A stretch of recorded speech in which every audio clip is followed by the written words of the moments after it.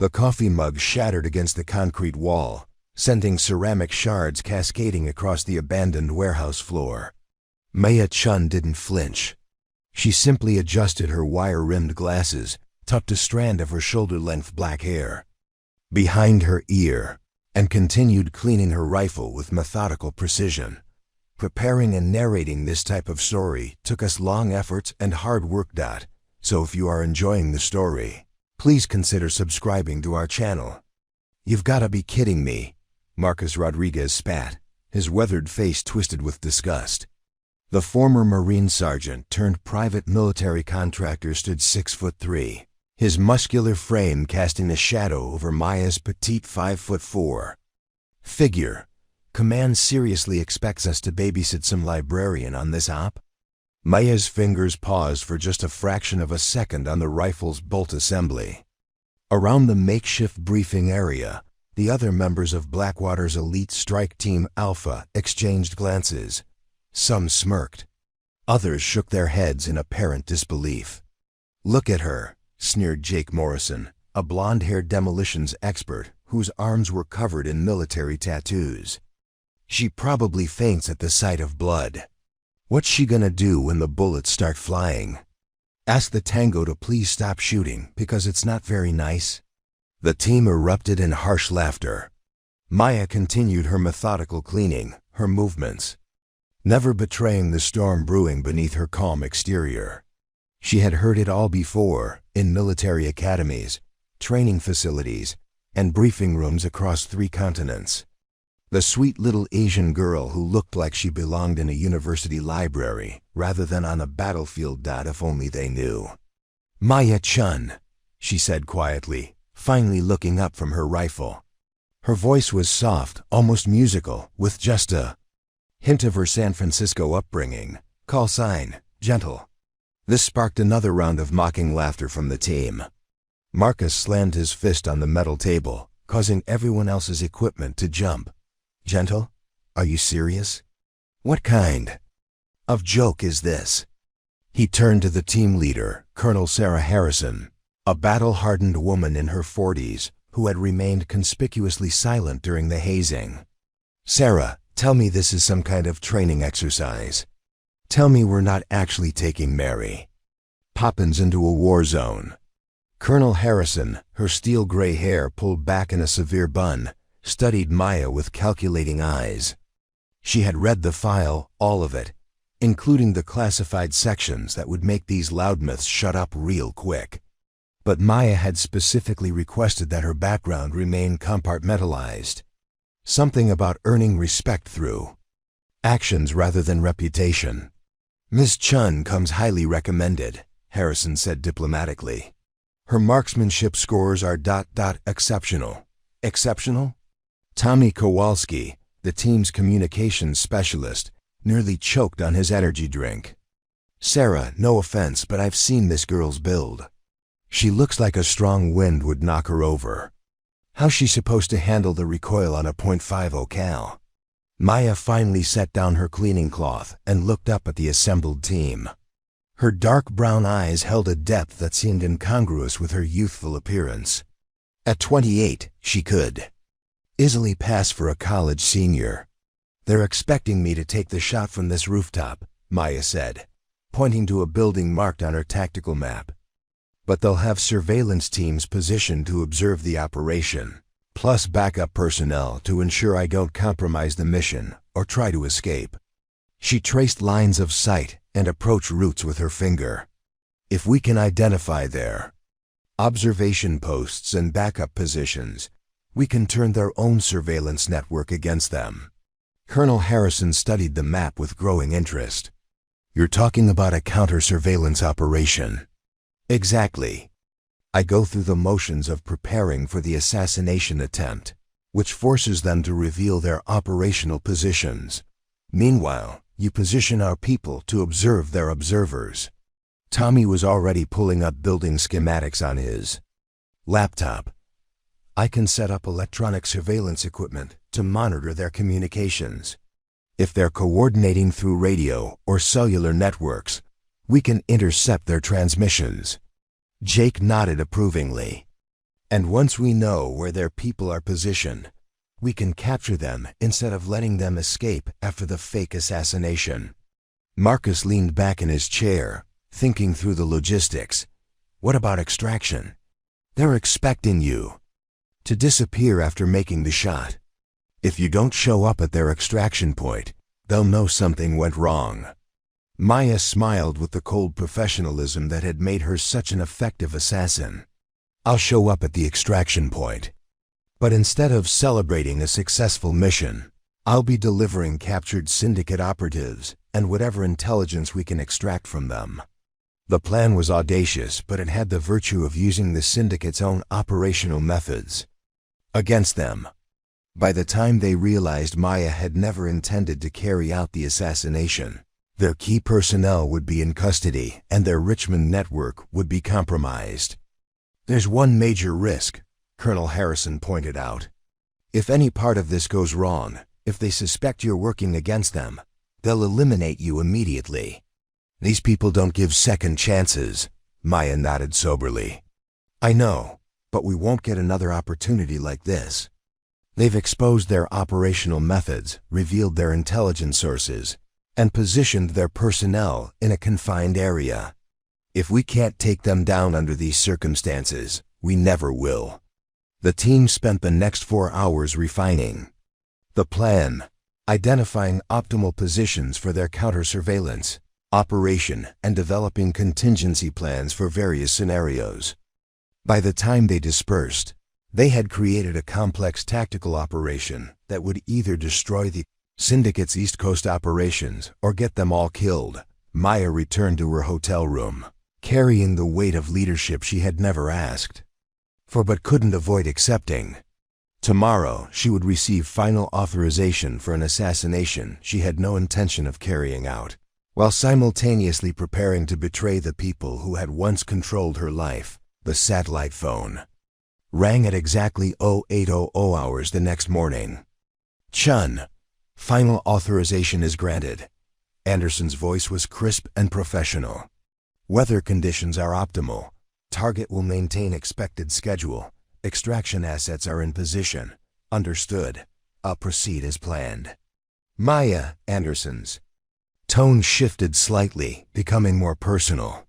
I want you to know that the organization appreciates your renewed commitment. Your previous work was exemplary, and we're confident this operation will demonstrate that your skills remain undiminished. There was something in Anderson's voice that made Maya's instincts prickle, a note of false warmth that suggested hidden meanings. Thank you. I won't disappoint you. I'm sure you won't. Good hunting.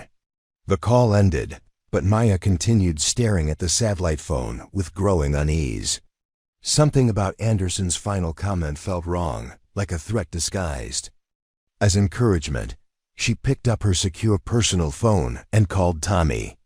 I need you to run a full-spectrum analysis on this satellite phone immediately.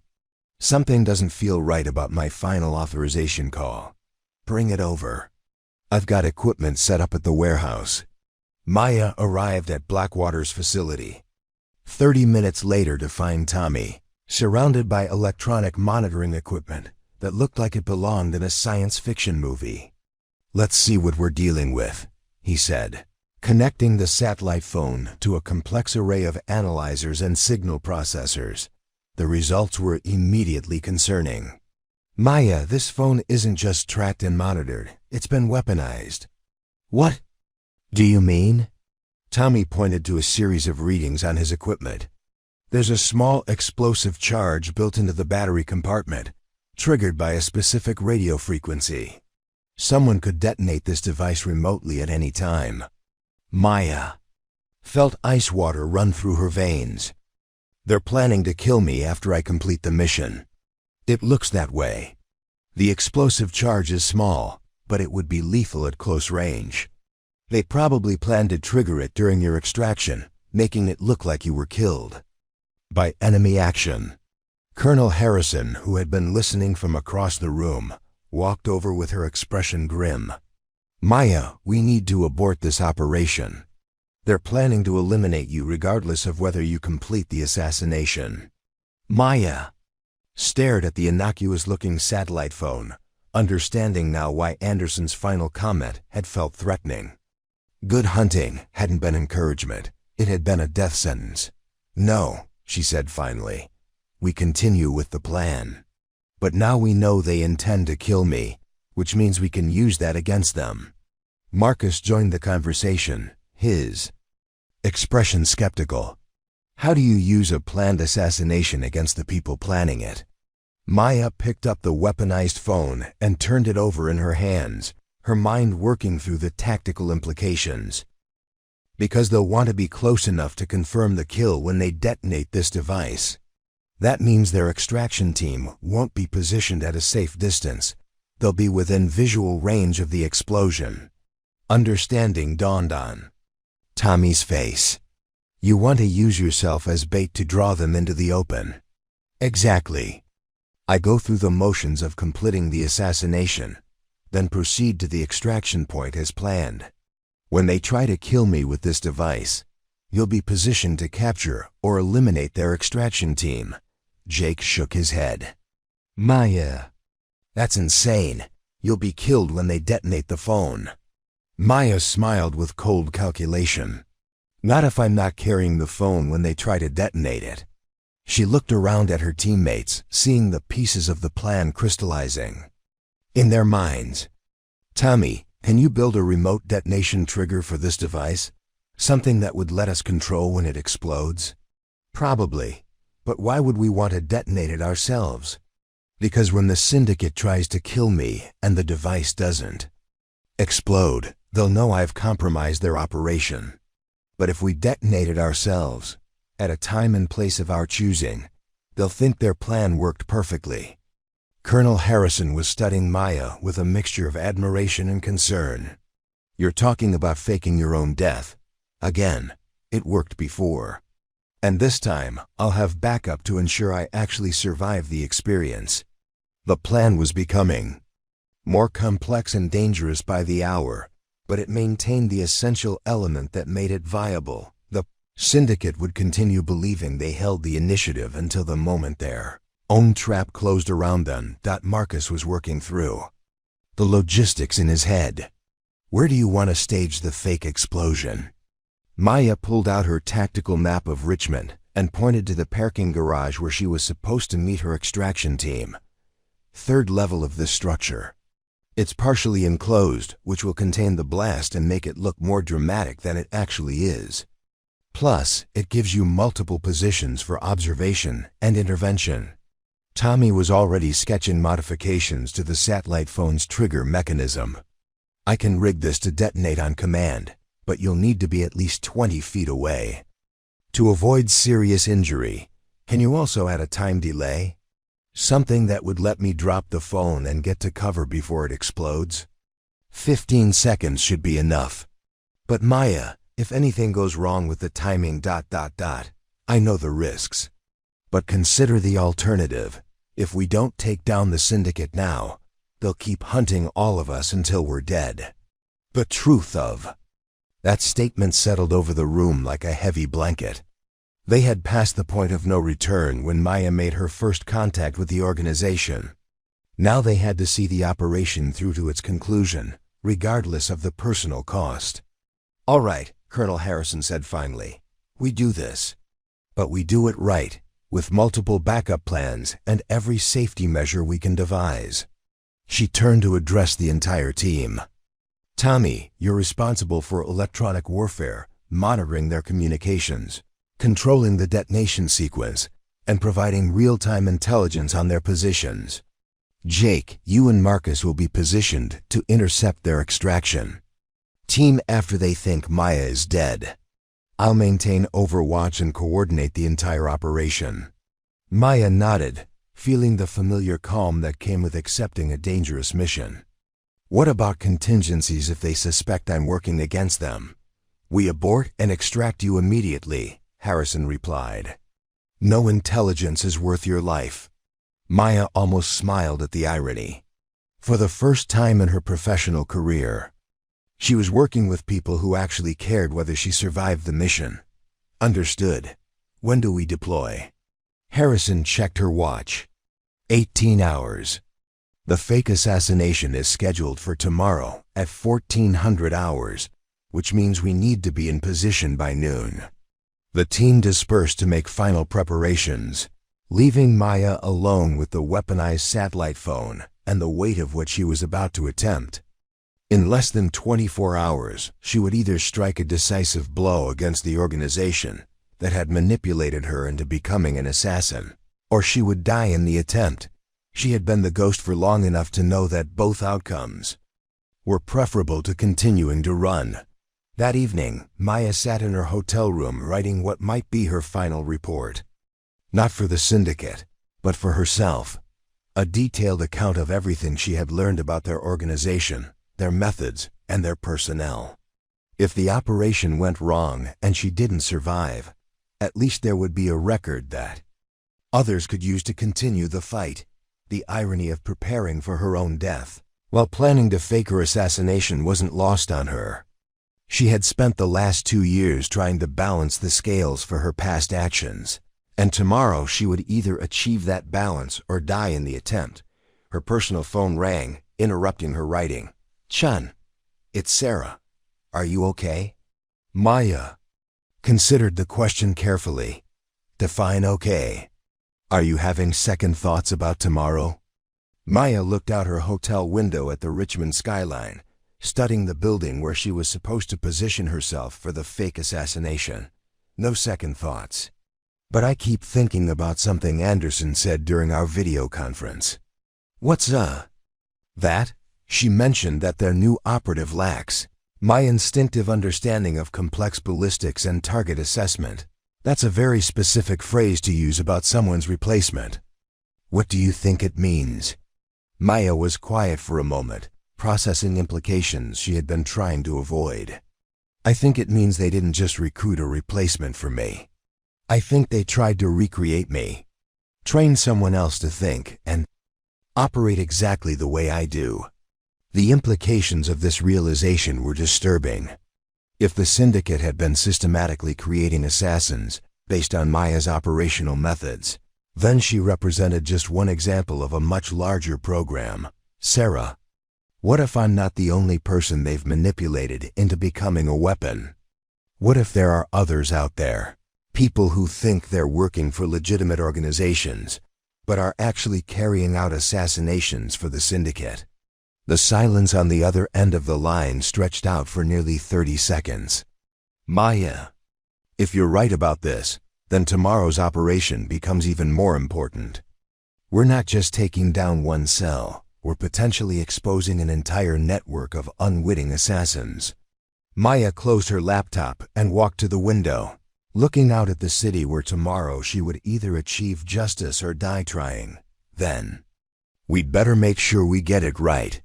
We're approaching the climactic moments of this epic tale, and the tension is at its peak. Creating stories of this scope and detail requires not just writing talent, but careful plotting, character development, and attention to every narrative thread. We've journeyed through nearly 40,000 words together, and I hope every moment has kept you engaged. If this story has drawn you in and kept you listening, please show your appreciation by liking this video and subscribing to our channel. Share this epic with anyone who loves immersive storytelling, and hit that notification bell for more incredible adventures. Now let's witness how everything comes together in these final, crucial moments. The mission briefing took place in a converted shipping container that served as Blackwater's mobile command center. Maps of the fictional Eastern European nation of Kryna covered every available surface, marked with red zones indicating enemy positions and blue arrows showing planned infiltration routes. Colonel Harrison stood at the front of the room, a laser pointer cutting through the dim lighting. Intelligence indicates that Viktor Kozlov, arms dealer and suspected war criminal, is holed up in this compound. The red dots circled a fortified mansion overlooking the Kryna capital. He's been selling weapons to both sides of the civil war, prolonging the conflict and causing massive civilian casualties. Maya studied the satellite photos with the same intense focus she brought to everything else. The compound was a fortress, High walls, guard towers, and what appeared to be at least 30 armed personnel patrolling the grounds. The primary objective is extraction, Harrison continued. Kozlov has information about weapon shipments. That could end this war. Secondary objective is elimination of key lieutenants in his organization. This is a surgical strike. Get in, grab the target, neutralize high-value assets, get out. Marcus raised his hand. What's our timeline? 72 hours. Intelligence suggests Kozlov is planning to relocate his operation. If we miss this window, he disappears into the wind. Tommy leaned back in his chair. 30 tangos, fortified position, limited time frame. Sounds like a typical Tuesday. What's the approach? Harrison's laser pointer traced a route along the compound's eastern wall. Insertion by helicopter at 0200 hours. 2 clicks out. Primary assault team breaches the main gate while our sniper provides overwatch and eliminates sentries. All eyes turned to Maya, who was taking notes in a small leather journal with handwriting so neat it looked like calligraphy. Our sniper? Jake Morrison snorted. You mean our liability? Sarah, with all due respect, this mission requires precision. Shooting under extreme pressure. One missed shot could compromise the entire operation. Maya looked up from her journal. What's the effective range from the overwatch position to the compound? Harrison consulted her notes. Approximately 800 meters. Wind conditions? Variable, but intel suggests 5 to 10 miles per hour crosswinds from the southwest. Maya nodded, making another note. Ammunition preference? Whatever you're comfortable with. I'll need 175 grain boat tail hollow points, match grade. Her tone was matter-of-fact, as if she were ordering office supplies. The technical specificity caught Marcus off guard. Most shooters would just ask for sniper rounds and let the quartermaster decide. The fact that Maya knew exactly what she wanted and why suggested a level of expertise that didn't match her appearance. You sound like you've done this before, he said grudgingly. Once or twice, Maya replied with a slight smile that didn't reach her eyes. After the briefing, the team dispersed to prepare their gear. Maya found a quiet corner of the warehouse and began the ritual that had become as natural as breathing, a complete inspection and customization of her weapon. System: the rifle was a custom-built precision instrument based on the Remington 700 platform. The stock had been modified to fit her smaller frame perfectly, the trigger adjusted to her exact specifications. Every component had been hand-selected and carefully fitted. This wasn't just a tool, it was an extension of her will. Fancy hardware. Came a voice behind her. Maya turned to see Colonel Harrison approaching, carrying 2 cups of coffee. The older woman's demeanor was different now, less formal, more curious. Thank you. Maya accepted the coffee gratefully. Military issue doesn't always accommodate different body types. Your file is interesting reading, Harrison said, settling into a folding chair beside Maya's workstation. The large portions. Redacted. Maya's hands continued their methodical work, checking the scope mounts for the 3rd time. Compartmentalized information. Need to know basis. And I don't need to know? Not unless it affects mission success. Harrison sipped her coffee, studying Maya's profile. You know they're going to keep testing you. Marcus especially. He's lost good people on ops before because someone wasn't up to the task. I understand his concerns, Maya said, beginning to load rounds into a magazine with precise, economical movements. Past experience suggests that initial skepticism is common. And how do you typically handle that skepticism? Maya looked up, and for just a moment, Harrison glimpsed something in those dark eyes. Not coldness exactly, but a kind of professional detachment that spoke of experiences far beyond her apparent years.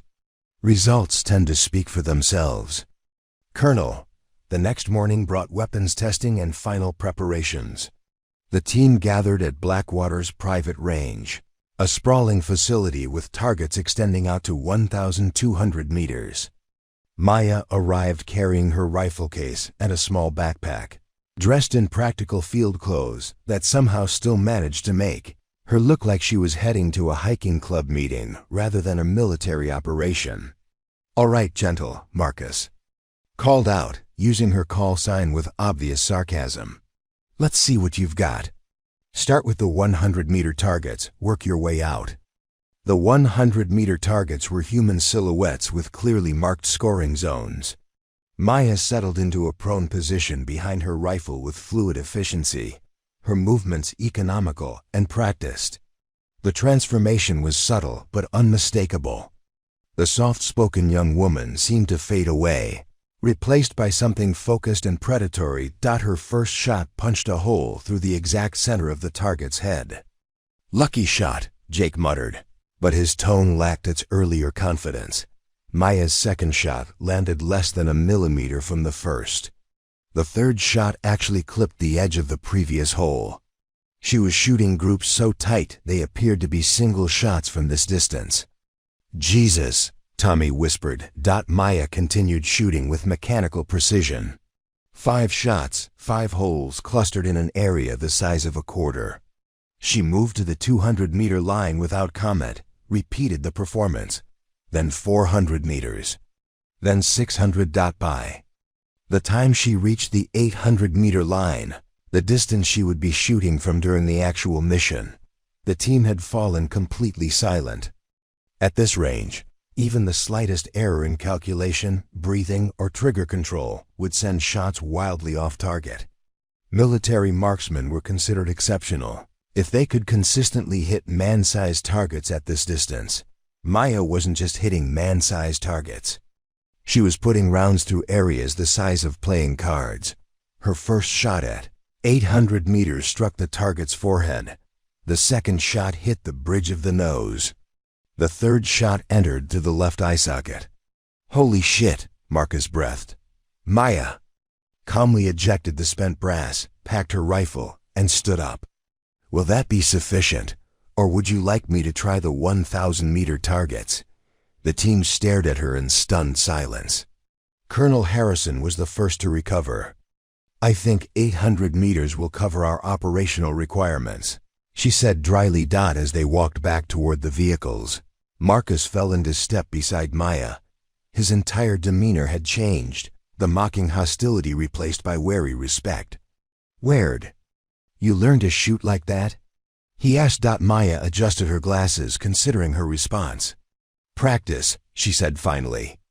"That's not practice. That's something else. You military?" "Not exactly. Special Forces? SIA? You've got to be something."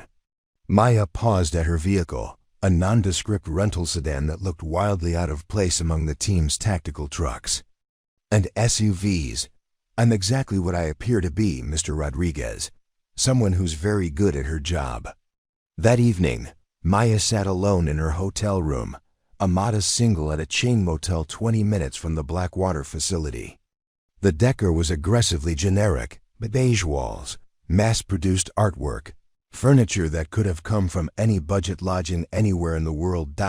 She had spread photos of the target compound across the small desk, studying approach angles and calculating shot distances with the thoroughness of an architect designing a building. Her laptop displayed weather forecasts, satellite imagery, and tactical assessments. The phone rang. "Chun," she answered. "It's Harrison. You mind if I come up? We need to talk." 5 minutes later, Colonel Harrison stood in Maya's doorway, taking in the tactical planning spread across every available surface. Maps, photos, ballistic calculations, even hand-drawn diagrams showing potential escape routes. "You're thorough," Harrison observed. "Preparation prevents poor performance," Maya replied, closing her laptop. "What did you want to discuss?" Harrison settled into the room's single chair. "Your background check came back with some interesting gaps. Graduated MAT with a degree in applied mathematics at age 20. Valedictorian. Full scholarship to graduate school, which you turned down. Then nothing for almost 2 years. Maya poured herself a cup of tea from a small electric kettle she'd brought with her. Her movements were calm, but Harrison noticed she didn't offer any commentary. After that 2-year gap, you resurface working for various private security firms. Always short-term contracts. Always as a marksman. Always with sterling recommendations but very little detail about what you actually did. Client confidentiality is important in this business, Maya said mildly. Indeed it is. But what's really interesting is that several of my contacts in the intelligence community know your name. Not many details, but they know the name. That suggests you've done work that matters. Maya sipped her tea, waiting. What I'm trying to figure out, Harrison continued, is why someone with your obvious skills is working with a team like mine on a relatively straightforward extraction op.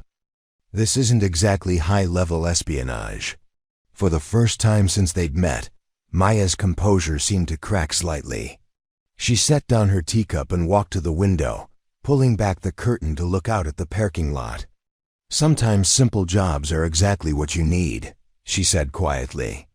What happened during those 2 missing years, Maya? The silence stretched out for nearly a minute. When Maya finally spoke, her voice was barely above a whisper. Have you ever done something you were exceptionally good at, Colonel, but that slowly consumed pieces of your soul? Harrison felt a chill run down her spine. Yes, I have. Then you understand why someone might want to step back. Find perspective. Remember who they were before they became what their job required them to be. Maya turned back from the window, and Harrison was struck by how young she looked and how old her eyes seemed. The mission tomorrow, Maya continued, represents a chance to do something constructive, save lives, end suffering, use my skills for something that matters without. She trailed off. Without what? Without losing any more of myself in the process. Harrison nodded slowly. She had seen this before, soldiers, spies, operators who had spent so much time in the darkness that they began to forget what light looked like. Your call sign, Harrison said. Gentle, that's not military standard. Maya almost smiled. It was meant as mockery, originally. A reminder of what I was supposed to be, according to people who knew me before. And now? Now it's a reminder of what I'm trying to become again. The next morning dawned clear and cold. The team assembled in the pre-dawn darkness, their faces painted with camouflage and their weapons loaded for war. Maya looked almost surreal among them. Her gear was professional and well-maintained, but she still somehow managed to project an aura of serene calm that seemed completely at odds with the violent nature of their mission. The helicopter ride to the insertion point passed. Intense silence. Marcus ran through final equipment checks while Jake Morrison armed explosive charges. Tommy tested communication gear, and Colonel Harrison reviewed satellite intelligence one last time. Maya sat quietly in the corner, her rifle case across her knees, her eyes closed in what might have been meditation or prayer. Whatever it was, it seemed to center her in a way that the others found both enviable and slightly unsettling. 2 minutes out, the pilot's voice crackled through their headsets. The team began final preparations, checking weapons, adjusting night vision equipment, running through hand signals one last time. Maya opened her eyes and began the ritual of preparing her rifle with movements so fluid they seemed choreographed. Overwatch position is that ridge line, Harrison said, pointing through the helicopter's window at a rocky outcropping approximately 800 meters from the target compound. You'll have clear lines of sight to all approaches, plus coverage of the main building where Kozlov is believed to be hiding. Maya nodded, studying the terrain through the aircraft's night vision system. Extraction point if things go sideways. Same LZ we're using for insertion, plus 2 backup positions marked on your map. If we're not at primary extraction in 4 hours, assume compromise and exfiltrate independently. Understood. The helicopter settled into a hover 3 feet above the ground. its rotors whipping the surrounding vegetation into a frenzy. The team fast-roped to the ground with practiced efficiency, their boots hitting the rocky soil with soft thumps. Maya was the last to descend, her rifle case strapped across her back and her pack secured with military precision. She moved through the rappelling process with the same fluid grace she brought to everything else, touching down silently and immediately melting into the surrounding shadows. The helicopter disappeared into the darkness, leaving them alone in hostile territory. "Comms check," Harrison whispered into her throat microphone. One by one, the team confirmed their radio equipment was functional. Maya's voice came through clear and professional. "Gentle, good copy." They moved through the pre-dawn landscape, like ghosts, using natural cover and carefully planned routes to avoid enemy patrols. Maya split off from the main group after 15 minutes, heading toward her overwatch position while the assault team continued toward their staging area. The ridgeline provided an excellent view of the target compound. Through her scope, Maya could see guards walking their rounds, lights in various buildings, and the general layout of the defensive positions. Everything matched the intelligence reports, which was both reassuring and concerning. When operations went too smoothly, it often meant you were missing something important. She established her shooting position with methodical care, setting up a bipod and range card that would allow her to engage targets anywhere within the compound with minimal adjustment time. The custom rifle felt comfortable in her hands, like greeting an old friend. "Overwatch in position," she reported softly. "Copy." "Gentle, assault team is 15 minutes from breach point." Maya settled in to wait, controlling her breathing and monitoring the compound through her scope. This was the part of the job that most people didn't understand, the patience required to remain motionless for hours, alert and ready to act. At a moment's notice, through her earpiece, she could hear the assault team's whispered communications as they moved into position. Marcus reporting guard rotations, Jake preparing breaching charges, Tommy coordinating with their helicopter extraction team. "Gentle, we have movement on the west wall. 2 guards heading toward your sector." Maya adjusted her scope and immediately acquired the targets. 2 men in military fatigues, carrying assault rifles and moving with the casual alertness of professional soldiers. They were approximately 750 meters away, well within her engagement range. "I have eyes on both targets," she reported. "Awaiting." "Your call. Stand by. We're not compromised yet." The guards continued their patrol, unaware that they were being tracked by a weapon capable of ending their lives from nearly half a mile away. Maya's crosshairs followed them with mechanical precision, but her finger remained outside the trigger guard. "Professional discipline. All teams, this is actual." Harrison's voice came through the comms. "We are go for breach in 60 seconds. Gentle, you are cleared to engage any targets that pose a threat to the assault team." "Copy. Gentle is hot." The transformation was immediate and complete.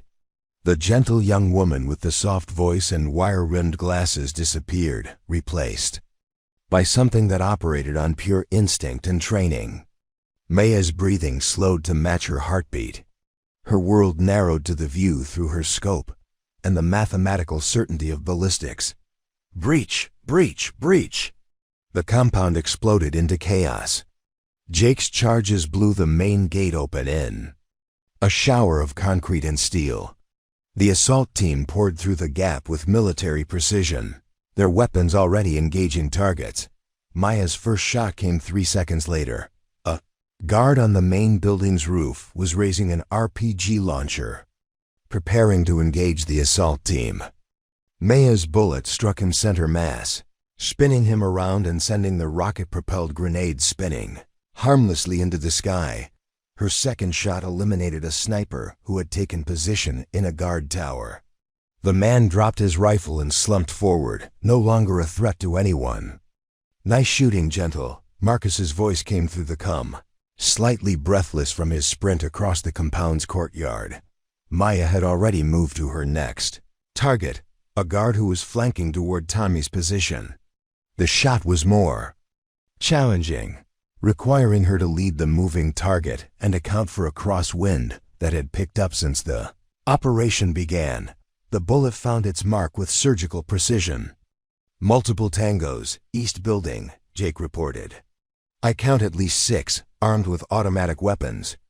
Maya could see them through her scope, enemy fighters positioning themselves to ambush the assault team as they moved toward the main building.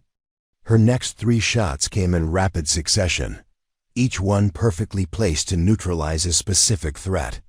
Jesus Christ, Gentle. Tommy's voice was full of awe. Where did you learn to shoot like that? Maya didn't respond. She was already tracking her next target, a guard who was attempting to reach a mounted machine gun position. Her shot arrived before he could bring the weapon to bear. The firefight continued for another 7 minutes, with Maya providing continuous Overwatch support. Her shooting was methodical and devastatingly effective. Every shot found its intended target, and every target was eliminated with clinical precision. Package secured, Harrison reported. Viktor Kozlov is in custody. Beginning exfiltration. Copy. Gentle will maintain Overwatch until you reach the LZ. Maya tracked the assault team's movement through her scope, watching for any signs of pursuit or ambush. The compound had gone quiet, but that didn't mean the threat was over. Enemy reinforcements could arrive at any moment. Her vigilance was rewarded when she spotted movement in a building the assault team had cleared minutes earlier. Someone was setting up what appeared to be a heavy machine gun in a second-story window, perfectly positioned to engage the team as they moved toward the extraction point. The shot was over 900 meters at the extreme edge of her effective range. Wind conditions had deteriorated, and the target was partially concealed behind concrete blocks. Maya made rapid calculations, adjusting for distance, wind drift, and the target's limited exposure. She fired once. The enemy fighter jerked backward and disappeared from view, the machine gun clattering to the floor. Outstanding shooting, Gentle. Colonel Harrison's voice carried a note of genuine respect. Assault team is clear of the compound. Begin your exfiltration. Maya packed her equipment with the same methodical precision she brought to everything else. Within 90 seconds, her rifle was secured and she was moving down the ridgeline toward the extraction point. The helicopter was already inbound. When she reached the LZ, the assault team had formed a defensive perimeter with Marcus and Jake, keeping watch while Tommy coordinated with the pilot. Viktor Kozlov, a heavy-set man in his 50s, sat zip-tied and sullen in the center of their formation. Maya approached the perimeter at a steady jog, her equipment properly secured and her weapon at the ready. Despite having just completed a complex long-range shooting engagement, she showed no signs of stress or fatigue. "Damn fine shooting back there," Marcus said as she took her position in the defensive line. His tone was completely different from the mocking hostility he'd shown just days earlier. "Thank you," Maya replied simply. The helicopter touchdown was textbook perfect. The team loaded their prisoner and equipment with practiced efficiency, and within minutes they were airborne and heading toward friendly territory. It wasn't until they were safely in international airspace that the full magnitude of Maya's performance began to sink in. During the 20-minute engagement, she had fired exactly 11 shots and eliminated 11 targets. Every shot had been a precise, surgical strike that neutralized a specific threat to the assault team. 11 for 11, Jake Morrison said, shaking his head in disbelief. At ranges up to 900 meters, in combat conditions, with crosswinds and limited visibility, that's not human.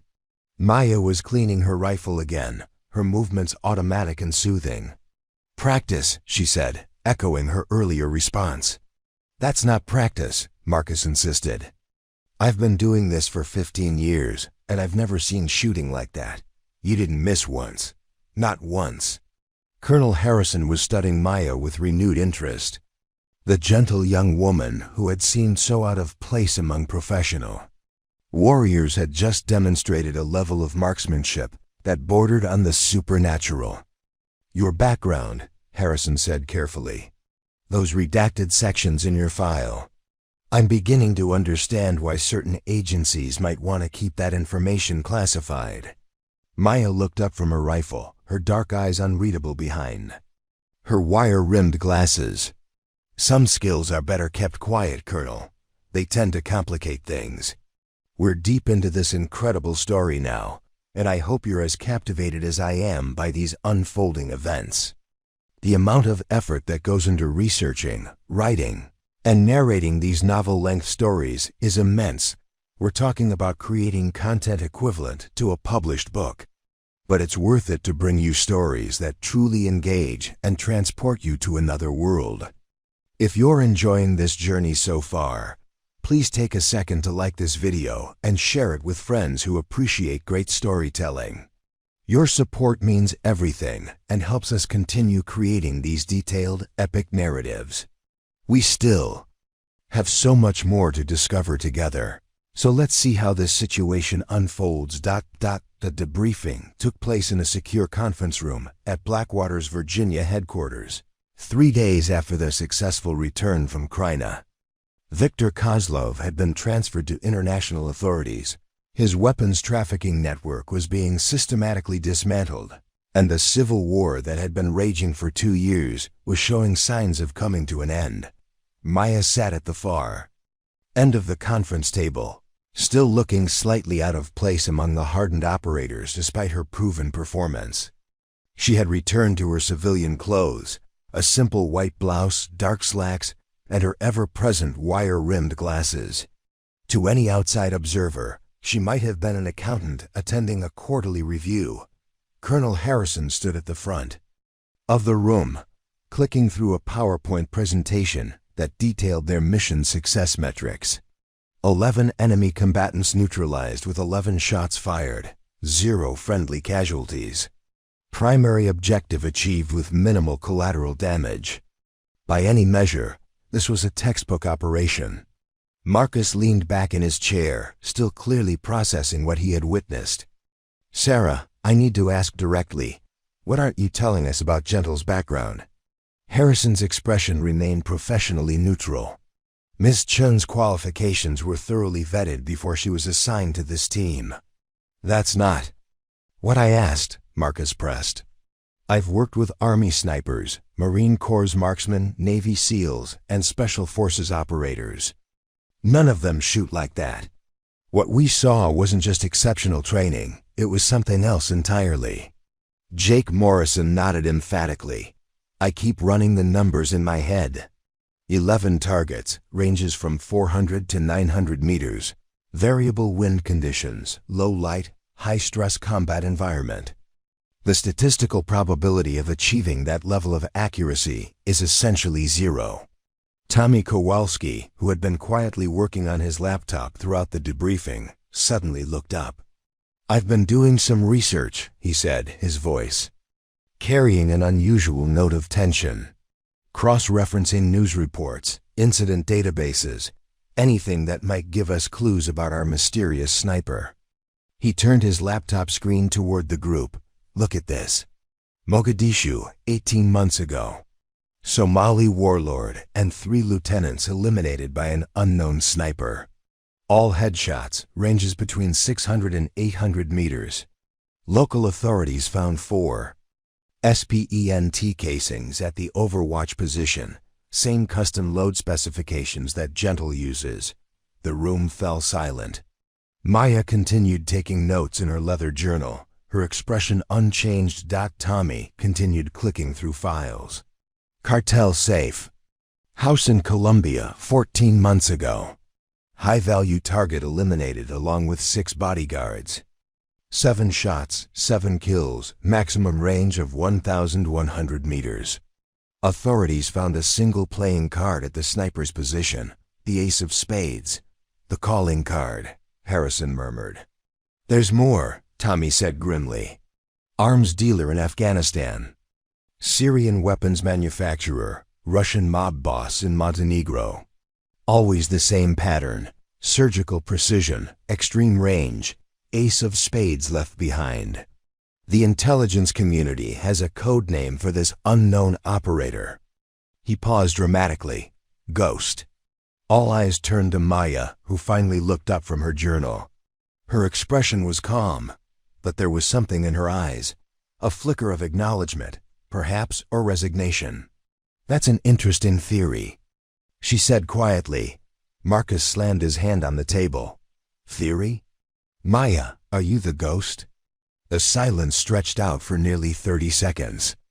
Finally, Maya closed her journal and folded her hands in her lap. That name represents someone I used to be, she said. Someone I'm trying very hard not to be anymore. The admission hit the room like a physical force. Harrison sank into her chair, suddenly understanding the full implications of what she had unknowingly recruited onto her team. Jesus Christ, Jake whispered. We've been working with a legend. Tommy was frantically typing on his laptop. The ghost is mentioned in classified briefings I've seen. Intelligence agencies across the world have been trying to identify this person for 3 years.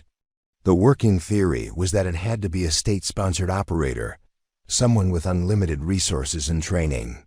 But instead, it's a 28-year-old math major from MIT, Marcus said, his voice filled with disbelief. Maya stood up slowly, smoothing down her blouse with nervous hands.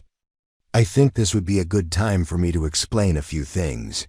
She walked to the window, looking out at the Virginia countryside. When she spoke, her voice was softer than usual, almost vulnerable. You're right that I graduated from MIT at 20. What the records don't show is that I was also competing in precision rifle competitions throughout college. I had a natural aptitude for mathematics and an unusual ability to calculate ballistic trajectories instinctively. She turned back to face the group. After graduation, I was approached by a recruiter.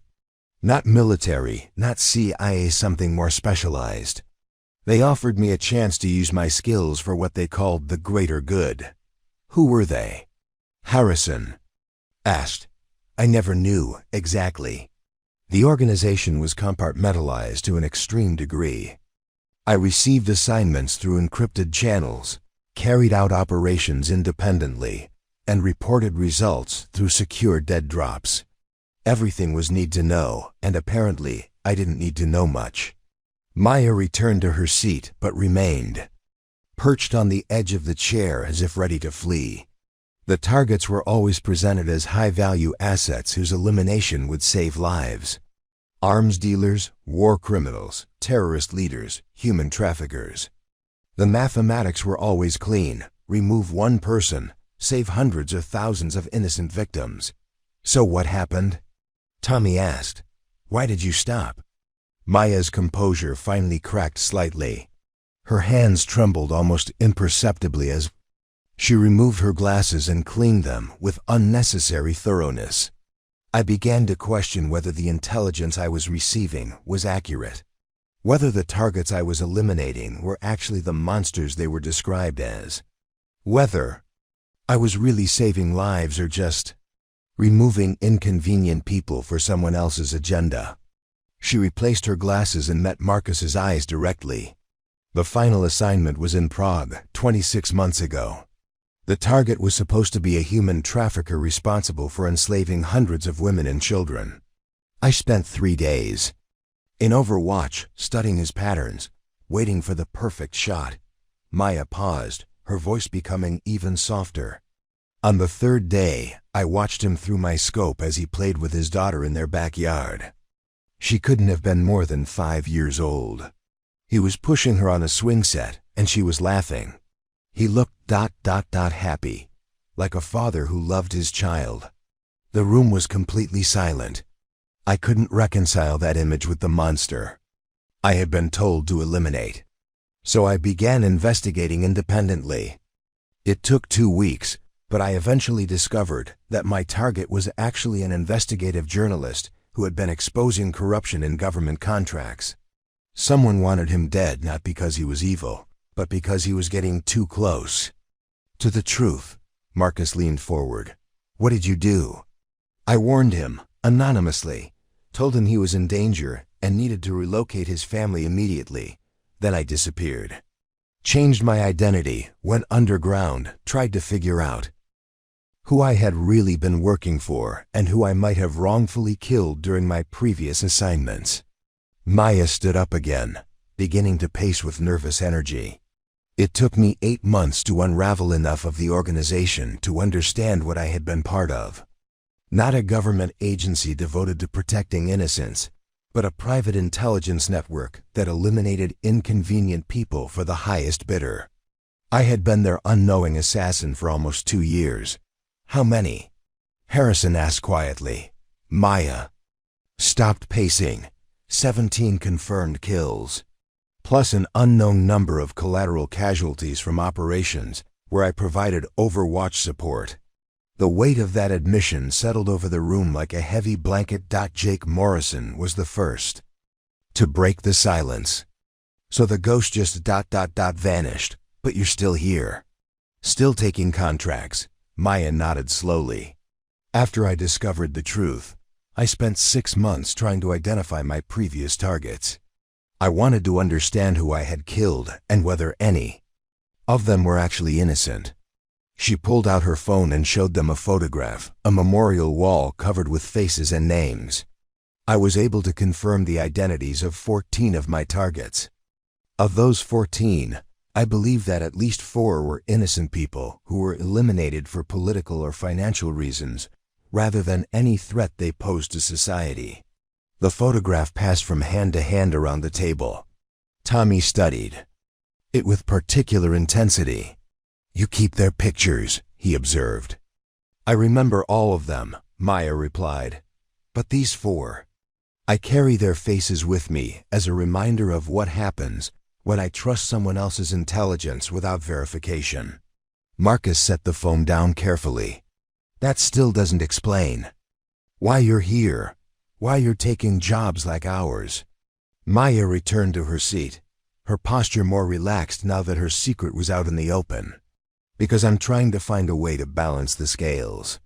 For every life I took based on false information, I want to save at least 10 through legitimate operations. The Kryna mission saved hundreds of civilians who would have died if that arms dealer had continued operating. Colonel Harrison had been silent throughout Maya's confession, but now she leaned forward with the intense focus of someone reassessing everything she thought she knew. The organization that recruited you, she said. Do you have any leads on who was behind it? Some. The financial transactions were routed through shell companies in 12 different countries, but I've been able to trace some of them back to a private intelligence firm called Meridian Solutions. Tommy's head snapped up. I know that name. They do contract work for Fortune 500 companies, foreign governments, anyone with deep pockets and flexible ethics. Exactly. But Meridian is just the public face. The real organization behind my recruitment operates several layers deeper. I've spent the last 2 years trying to identify the actual decision makers. Maya pulled out her laptop and opened an encrypted file containing what appeared to be an organizational chart. Based on financial records, communication intercepts, and pattern analysis, I believe the core group consists of 5 individuals. 2 former CIA executives, 1 ex-KGB colonel, 1 British intelligence veteran, and 1 person whose identity I haven't been able to determine. She clicked through several screens showing financial transactions and communication logs. They call themselves the Syndicate, and they've been operating for at least 8 years. Best estimates suggest they've been responsible for over 60 targeted assassinations across 4 continents. Marcus studied the organizational chart with growing alarm. And they don't know you've identified them. They think Maya Chun died in a car accident in Romania 18 months ago.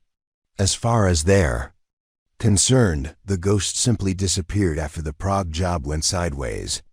But if they ever figure out you're still alive, Jake let the implication hang in the air. Then I become their next target. Maya finished matter-of-factly.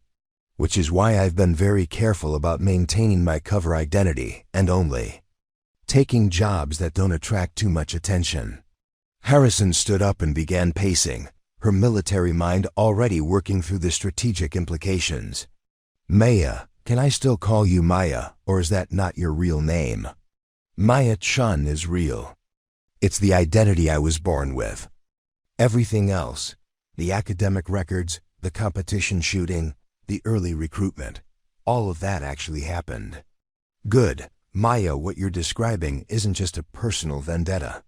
If this syndicate has been operating assassination services for hire, they represent a threat to national security.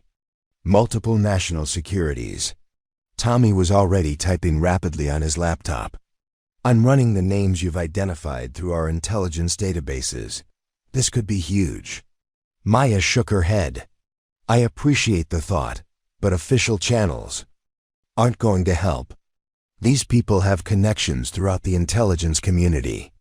The moment you start making official inquiries, they'll know I'm alive and they'll disappear deeper underground. So what's your plan?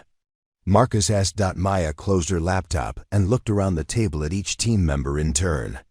Honestly, I haven't had one beyond trying to stay alive and do enough good work to balance out my past mistakes. But now that you know who I really am. She trailed off, apparently uncertain how to continue. Colonel Harrison sat back down and fixed Maya with an intense stare. Now that we know who you really are, we can help you finish what you started. The room fell silent again, but this time the silence carried a different quality, anticipation rather than shock. Sarah, Marcus said slowly, are you suggesting what I think you're suggesting? I'm suggesting that we have an opportunity to take down a network of international assassins while using their own weapons against them. Maya has the skills, we have the resources and legitimacy. Together, we might be able to accomplish something that traditional law enforcement can't. Jake leaned back in his chair, a slow grin spreading across his face. You want to go hunting? I want to put a stop to an organization that turns talented young people into unwitting killers, Harrison corrected. And I want to make sure they can never threaten Maya or anyone else again. Tommy looked up from his laptop, his expression grim. The names Maya provided are starting to generate hits in our databases. This is scary stuff, people. We're talking about an organization with resources that rival some nation-states. Maya stood up abruptly, moving toward the door. I can't ask you to do this, she said firmly. These people are extremely dangerous, and they have unlimited resources. If they discover that you're helping me, they'll eliminate all of you without hesitation. Marcus stood up as well, blocking her path to the exit. Maya, you're not asking us. We're volunteering. What they did to you, turning you into a weapon without your knowledge, that's not something we can ignore. He's right, Jake added.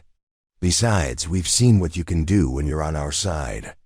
I'd rather have you as an ally than wonder if someday you might end up in their crosshairs pointed at us. Tommy saved his work and closed his laptop. I've got contacts in NSA, CIA, and military intelligence. Unofficial contacts who can provide information without triggering official channels. If we're going to do this, we need to do it right. Colonel Harrison walked over to Maya and placed a hand on her shoulder. You said you've spent 2 years trying to balance the scales for your past actions. This is your chance to tip those scales decisively toward justice. Maya looked around the room at faces that had gone from mockery to respect to determination in the span of less than a week. If we do this, she said quietly, there's no going back. Once we start actively hunting the syndicate, they'll eventually figure out what we're doing. From that point forward, it becomes a war. Some wars are worth fighting, Harrison replied. Maya nodded slowly, her decision crystallizing. In that case, I need to tell you about the 5th member of the syndicate, the one whose identity I haven't been able to confirm. She returned to her laptop and opened another encrypted file. Based on communication patterns and operational signatures, I believe this person has been with the organization since its inception. They're extremely careful about operational security, but they've made a few small mistakes over the years. The file showed a series of intercepted messages, financial transactions, and travel records that had been painstakingly assembled over months of investigation. 3 weeks ago, I finally got a break. A financial transaction that was routed through fewer shell companies than usual. I was able to trace it back to a private account in Switzerland. She clicked through several screens of banking records. The account is registered to a company called Alpine Investment Solutions, which is owned by another company called Northern Consulting Group, which is ultimately controlled by a trust registered in the Cayman Islands. Tommy whistled low. Classic. Money laundering setup. Probably took you months to unravel. It did. But the trust registration includes the name of the beneficial owner. Maya clicked to the final screen, revealing a name that made everyone in the room freeze. David Kellerman, former Deputy Director of Operations for the CIA, officially retired 5 years ago. The implication hit the room like a physical blow. Harrison sank into her chair, her face pale. Kellerman, she whispered. I know him. Worked with him on 3 different operations in the Middle East. He was my mentor when I was coming up through Army intelligence. Marcus was staring at the screen in disbelief. Are you sure about this? Maya nodded grimly. As sure as I can be without direct confirmation. The financial trail is solid, and the operational patterns match someone with his background and connections. If Kellerman is part of this, Harrison said slowly, then the syndicate has access to current intelligence networks, ongoing operations, personnel files. They know everything, Tommy finished. Every agent, every operation, every safe house. This is worse than we thought. Jake stood up and began pacing, his demolitions expert mind working through the tactical implications. Okay. So we're up against 5 extremely well-connected intelligence professionals with unlimited resources and access to classified information. And they think our sniper is dead, which gives us exactly one advantage. What's that? Maya asked. The element of surprise. They're not looking for you, which means they're not looking for us either. Yet. Colonel Harrison was studying the organizational chart with renewed intensity. We need more intelligence before we can move against them. Names, locations, operational patterns, financial networks. Tommy, can your unofficial contacts help us build detailed profiles on all 5 targets? I can try, but it's going to take time. And the more inquiries I make, the higher the risk that someone notices the pattern. Maya closed her laptop and sat back down, her expression thoughtful. There might be another way to get the information we need. What do you have in mind? Marcus asked. The syndicate is still operational. They're still taking contracts, which means they're still recruiting operatives. If we could insert someone into their organization. Harrison shook her head immediately. Too dangerous. Anyone we put under cover would be completely cut off, with no backup and no extraction plan. Not necessarily. Maya said. What if the person going undercover was someone they already think is dead? The realization dawned on everyone simultaneously. You want to resurrect the ghost, Jake said. Maya nodded. If I can convince them that I survived the Prague operation and want to rejoin the organization, they might welcome me back. Especially if I bring them intelligence on a high-value target they've been trying to eliminate. What high-value target? Tommy asked. Maya looked directly at Colonel Harrison, the leader of an elite military unit that's been interfering with their operations. Someone who has access to classified intelligence and represents a significant threat to their continued existence. Harrison's eyes widened as she understood. You want to use me as bait? I want to use all of us as bait, Maya corrected. The Gyamku syndicate has to have some awareness of what happened in Kraina. A precision shooter eliminated multiple targets with supernatural accuracy, working with a small team of American contractors. If I approach them with detailed intelligence on that team and offer to eliminate you as proof of my renewed loyalty, they'll bring you back into the fold, Marcus finished. And once I'm inside, I can gather the intelligence we need to take them down permanently. The plan was audacious and extremely dangerous, but it had the virtue of using the Syndicate's own methods against them. There are so many things that could go wrong with this, Harrison said. True, Maya acknowledged. But consider the alternative. If we do nothing, the Syndicate continues operating indefinitely.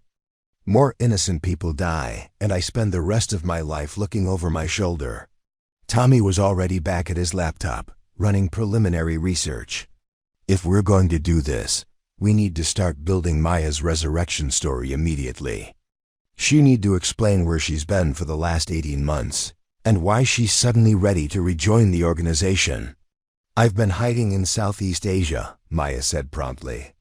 Plastic surgery to alter my appearance, new identity documents, keeping a low profile while I figured out whether the organization was looking for me. I finally decided that rejoining was safer than staying independent. Jake nodded approvingly. That's believable. And it explains why you look different enough to avoid immediate recognition. Do I look different? Maya asked, genuinely curious. Marcus studied her carefully. Now that you mention it, yeah. Something about your posture, your mannerisms. You carry yourself differently than you did a week ago. That's probably because I'm not trying to hide anymore, Maya realized. For the first time in 2 years, people know who I really am. It's liberating. Colonel Harrison stood up and walked to the whiteboard at the front of the room. Okay, if we're going to do this, we need to plan it properly. Maya, how do you typically make contact with the Syndicate? There's an encrypted message board on the dark web. It's supposedly for freelance security contractors, but it's actually how they recruit new operatives and communicate with existing assets. Harrison began writing on the whiteboard, creating a timeline and list of required preparations. Tommy, I need you to research everything you can find on current Syndicate operations without triggering any official flags. Jake, start planning contingency operations in case Maya's cover gets blown. Marcus, you and I are going to develop detailed intelligence profiles that Maya can use to establish her credibility. She turned back to Maya. And you need to decide exactly how you want to stage your resurrection. One shot at this. If they suspect you're working against them, you're dead before you can blink. Maya nodded, her expression calm but determined. I've been thinking about this for months. I know exactly how to approach them. She opened her laptop one more time and navigated to what appeared to be a standard web browser, but with multiple layers of encryption and proxy routing. The message board looks like a typical contractor forum, but there are specific code phrases that identify you as someone interested in higher-level work. Once you use those phrases, a recruiter makes contact within 24 to 48 hours. The screen showed what appeared to be a normal discussion forum with posts about security jobs, equipment reviews, and industry news. But Maya navigated to a specific subforum labeled Specialized Consulting Opportunities. This is where they fish for new recruits. Posts that seem to be about standard security work, but with specific language that indicates the poster is willing to consider more flexible assignments. She began typing a carefully worded message. Experienced precision specialist seeking return to field operations after extended absence. Previous work in Eastern Europe, Middle East, Southeast Asia, available. For immediate deployment on specialized consulting projects requiring discretion and accuracy. References available upon request. She paused before hitting the submit button. Once I post this, there's no going back. Are we all committed to seeing this through? The team exchanged glances around the table. Each of them understood the risks they were undertaking. Marcus spoke first. I'm in. Me too, Jake added. Absolutely, Tommy confirmed. Colonel Harrison nodded firmly. We finish what they started. Maya took a deep breath and clicked submit. Message posted. Now we wait. The response came 18 hours later, arriving in Maya's encrypted inbox with the kind of professional courtesy that masked deadly intent. Ms. Chun, we were sorry to learn of your difficulties in Prague, and pleased to discover that reports of your demise were greatly exaggerated. Your previous work was exemplary, and we would be delighted to discuss new opportunities for someone with your unique skill set. Please be available for a video conference tomorrow at 1400 GMT. Access credentials will be provided 30 minutes prior to the meeting. Maya stared at the message on her laptop screen, feeling a familiar chill run down her spine. She was sitting in a rented office space in downtown Richmond, Virginia, neutral territory that couldn't be traced back to Blackwater or any of her new teammates. They took the bait, she said into her secure phone. That was fast. Colonel Harrison's voice crackled through the encrypted connection. Are you ready for this? Maya looked at herself in the small mirror she had propped up next to her laptop, practicing the subtle changes in posture and expression that would help sell her cover story.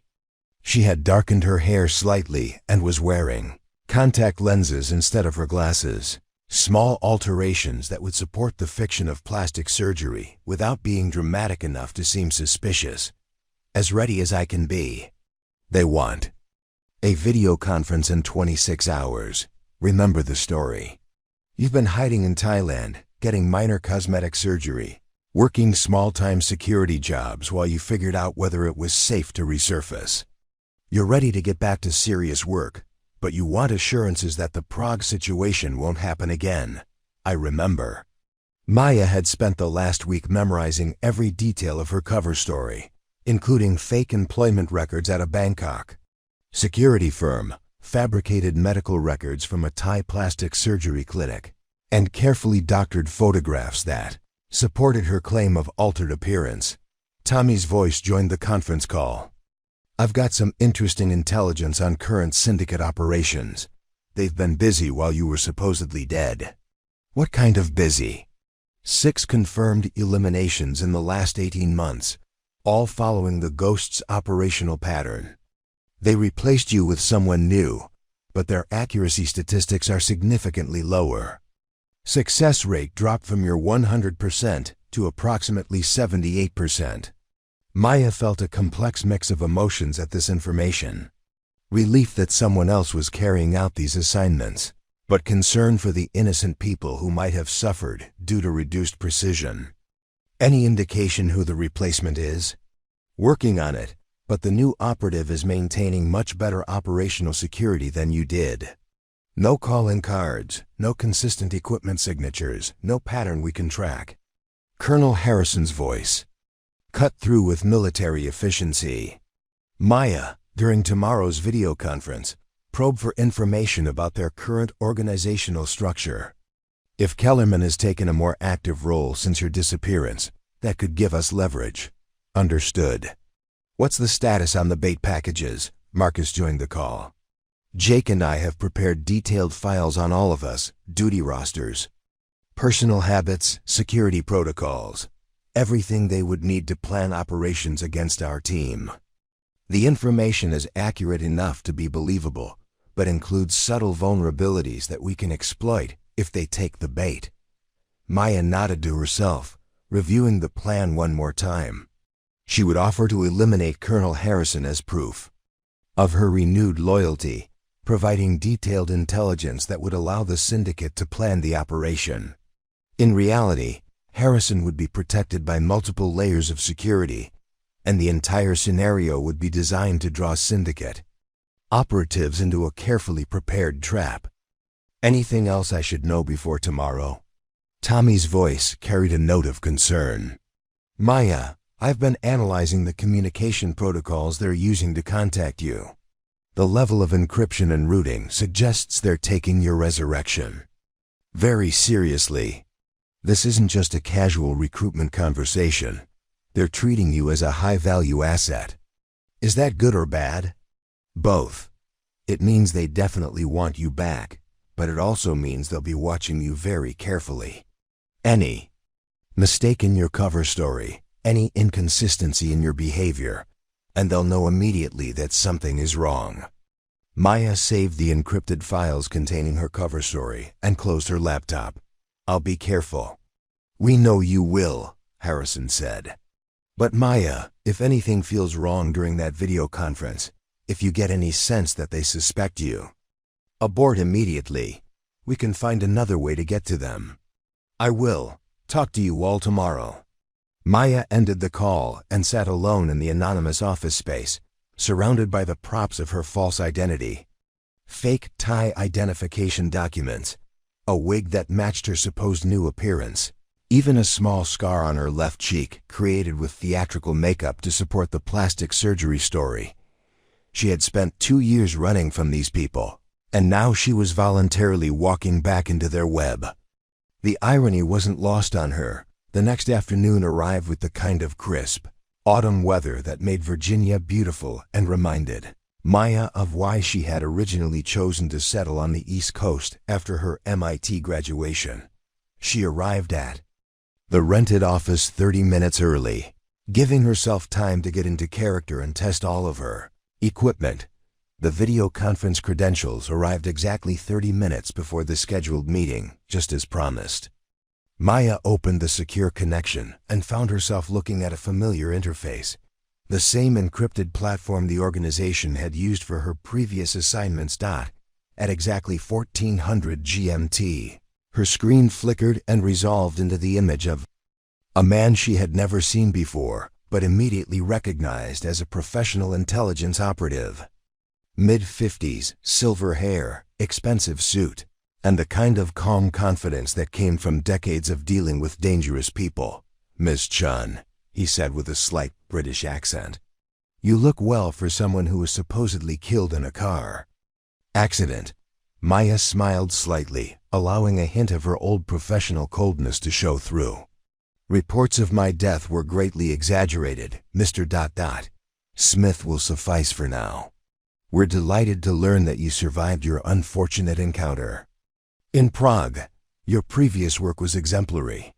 Thank you. Though I have to say, the Prague assignment raised some questions about the quality of intelligence I was receiving. Smith's expression didn't change, but Maya caught a flicker of something, annoyance, perhaps, or calculation. Yes, we understand. There were some complications with that particular assignment. Rest assured, our intelligence gathering protocols have been significantly improved since then. Maya leaned back in her chair, projecting the confidence of someone who held valuable cards. I'm glad to hear that. Because if I'm going to resume active operations, I need assurances that I won't be sent after innocent targets again. Of course, your concerns are completely understandable. Smith touched something off camera, and Maya's screen split to show a second participant in the video conference, a woman with dark hair and sharp features, who looked to be in her early 40s. Miss Chun, allow me to introduce my colleague, Ms. Anderson. She's been overseeing recruitment and operations in your absence. Anderson smiled with professional warmth that didn't reach her eyes. Maya, we've followed your career with great interest. Your precision and professionalism set a standard that has been difficult to match. Thank you. Though I understand you found a replacement for me. We have, but frankly, they lack your instinctive understanding of complex ballistics and target assessment. We would very much like to have you back in the field. Maya nodded slowly, as if considering their offer. I'm interested, but I'll need to demonstrate my renewed commitment to the organization. The Prague situation created complications in my relationship with authority structures. Smith leaned forward slightly. What did you have in mind? I've been monitoring intelligence reports about a military unit that's been interfering with operations similar to ours. A small team of contractors led by a Colonel Sarah Harrison. They recently completed a successful mission in Krina that eliminated several high-value targets. Both Smith and Anderson were now paying very close attention. Go on, Anderson said.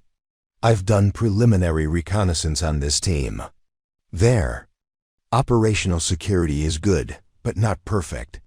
I believe I could eliminate the team leader and key personnel with proper planning and intelligence support. Maya opened a folder beside her laptop and pulled out several photographs, surveillance shots of Colonel Harrison, Marcus, Jake, and Tommy that had been carefully staged to look like covert intelligence gathering. Colonel Harrison is the primary target. Without her leadership, the rest of the team becomes much less effective. I could eliminate her and create the impression that the other team members were killed in the same operation. Smith exchanged a glance with Anderson before responding. This is an interesting proposal, but why this particular target? You could choose any number of easier assignments to demonstrate your renewed commitment. Maya allowed a hint of steel to enter her voice. Because this team represents exactly the kind of precise professional operation that could pose a threat to organizations like ours. Eliminating them sends a message to other potential interferers while demonstrating my abilities. To you. Anderson was studying the photographs with obvious interest. Your intelligence gathering appears thorough. How long have you been monitoring this team? 3 weeks. I've identified their base of operations, typical movement patterns, and security protocols. Colonel Harrison has a predictable routine that includes regular visits to a specific restaurant in downtown Richmond. She typically arrives alone and sits at the same table near the window. Maya pulled out additional photographs showing Harrison at the restaurant, carefully staged to make it appear that she was under surveillance. The shot would be approximately 400 meters from an elevated position across the street. Well within my effective range with multiple escape routes planned. Smith nodded slowly. And you're prepared to carry out this operation immediately? With proper support, yes. I would need intelligence on any recent changes to the target security arrangements, plus extraction logistics in case the operation attracts unwanted attention. Anderson made notes on what appeared to be a tablet computer. We'll need to verify your intelligence and conduct our own assessment of the operational environment. Assuming everything checks out, how quickly could you be ready? 72 hours. From authorization. Smith and Anderson exchanged another glance, clearly communicating in some kind of professional shorthand. Ms. Chun, Smith said finally, we're prepared to offer you a trial assignment based on your proposal. Successful completion would lead to your full reinstatement in the organization, along with a significant increase in compensation to reflect your proven abilities. Maya nodded as if this was exactly what she had expected. What kind of compensation? Increase? Double your previous rate, plus performance bonuses for operations that exceed standard accuracy requirements. The offer was more generous than Maya had anticipated, which suggested they were either very eager to have her back or very suspicious of her motives. That's acceptable. When do you need my final operational plan? 48 hours, Anderson replied. We'll provide additional intelligence support and coordinate extraction logistics. Is there anything else you need for the operation? Maya pretended to consider the question. Access to local safe houses in case I need to go underground after the shot. And I'd prefer to use my own equipment rather than locally sourced weapons.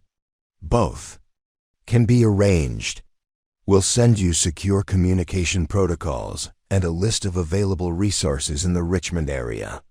Smith leaned back, his expression suggesting the meeting was coming to an end. Ms. Chun, it's genuinely good to have you back. Your skills were missed, and we're looking forward to a long and profitable relationship. As am I, Maya replied with a smile that felt like putting on an old mask. The video conference ended, leaving Maya alone in the rented office with the weight of what she had just committed to doing. She had successfully re-established contact with the syndicate and gained their approval for an operation that would draw them into direct confrontation with her new team. Now came the hard part, executing a plan that would expose the syndicates key personnel while keeping everyone alive in the process. She picked up her secure phone and dialed Colonel Harrison's number.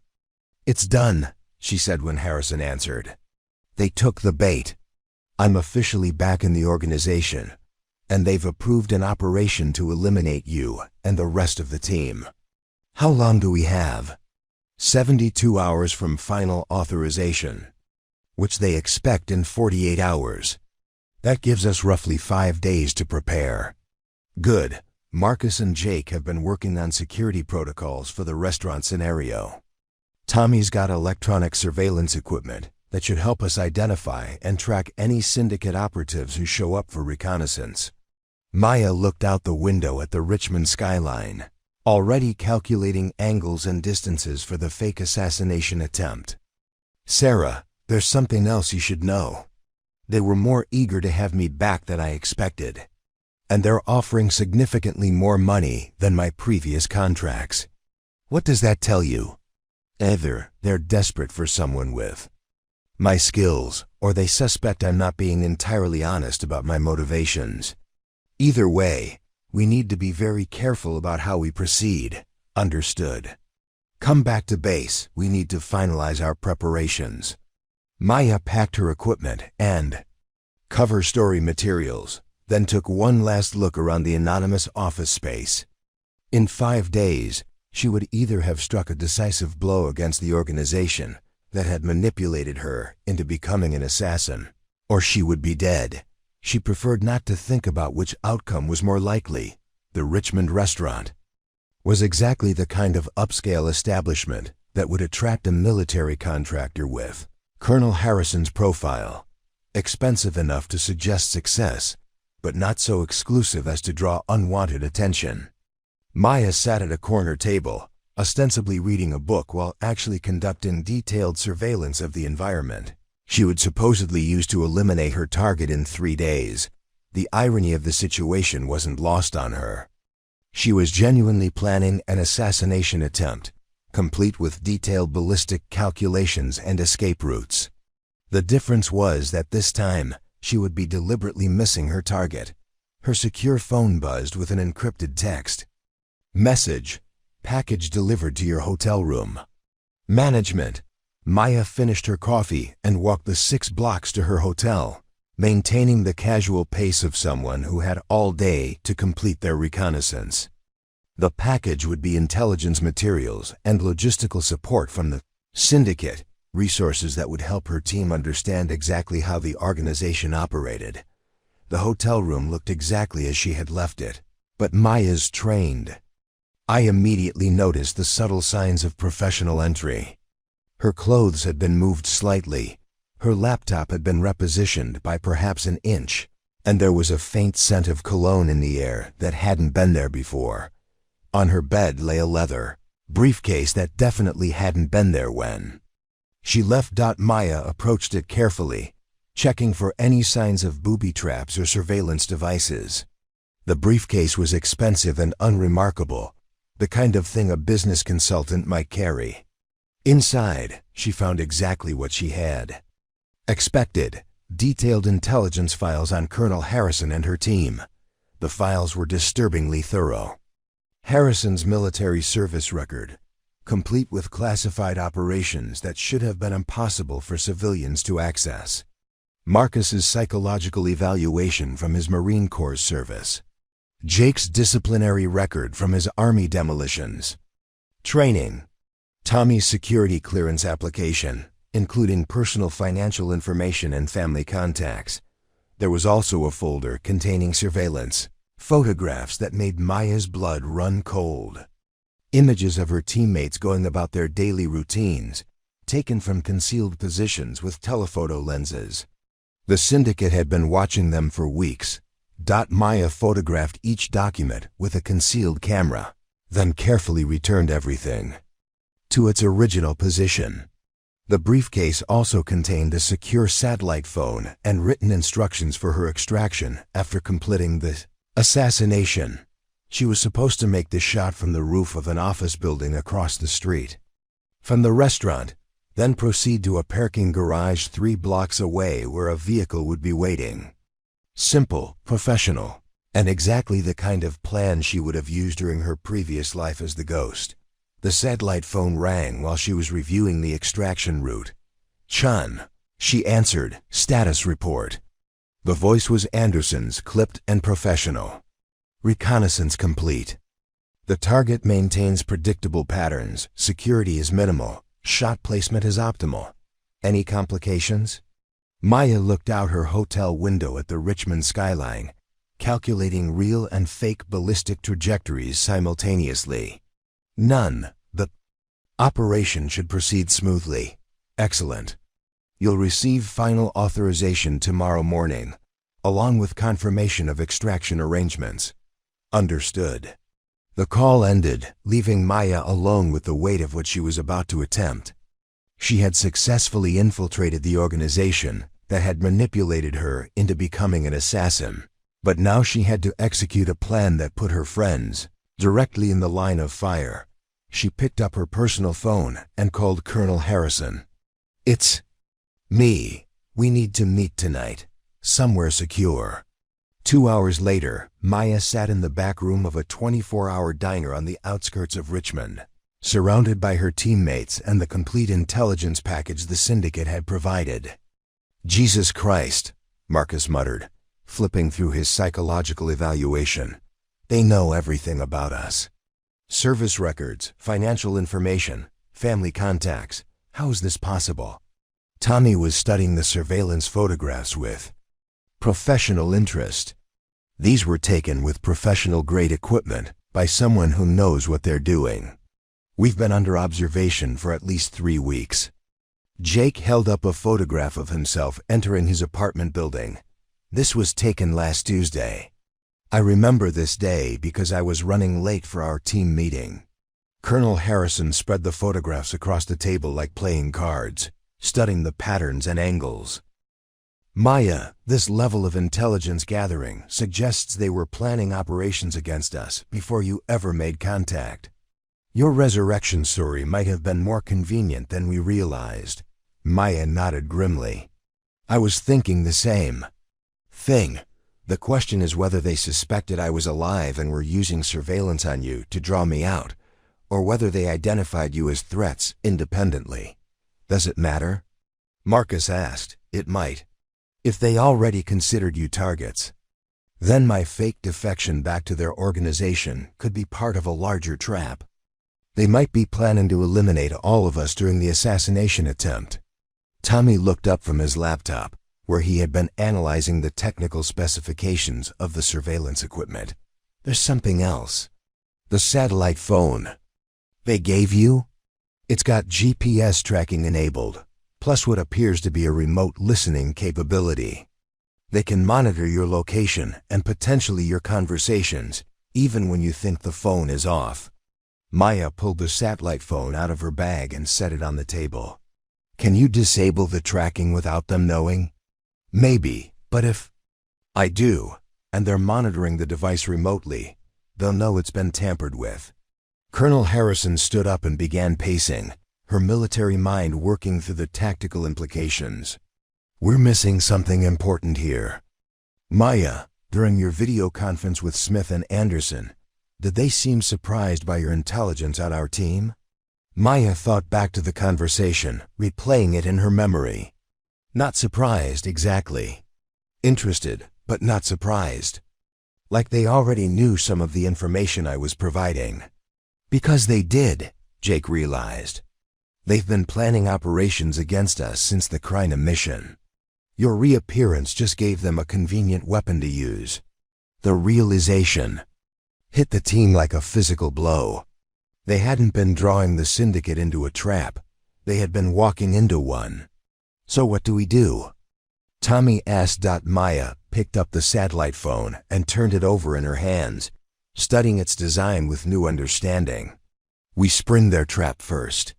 She looked around the table at her teammates, seeing her own determination reflected in their faces. "They expect me to assassinate Colonel Harrison in 3 days. Instead, we're going to use that expectation to identify and capture their operational personnel." "How?" Marcus asked. Maya opened her laptop and pulled up the detailed floor plans of the restaurant and surrounding buildings that she had prepared for the fake assassination. The morning of the operation dawned gray and cold, with the kind of overcast sky that would provide perfect concealment for surveillance teams and snipers alike. Maya arrived at her designated position on the office building rooftop at 0930 hours, giving herself plenty of time to establish her shooting position and observe the syndicate's deployment patterns. Through her scope, she could see the restaurant, where Colonel Harrison would supposedly meet her death in 4 hours. The building across the street offered multiple positions for hostile surveillance, and Maya had already identified at least 3 locations where enemy observers might be. Position. Her earpiece crackled with Tommy's voice. "Gentle, I'm detecting multiple radio transmissions in your area. At least 4 different operators using encrypted frequencies. Copy. Can you triangulate their positions?" "Working on it. Give me another 10 minutes. Maya continued her surveillance through the rifle scope, using the legitimate preparations for her fake assassination attempt to gather intelligence on the syndicate's operational deployment. The irony of the situation was almost overwhelming. She was genuinely planning to kill someone, while simultaneously planning to ensure that person survived. Her satellite phone buzzed with an encrypted text message. "Target confirmed at location. Proceed when ready." Maya replied with a simple acknowledgement, then keyed her radio.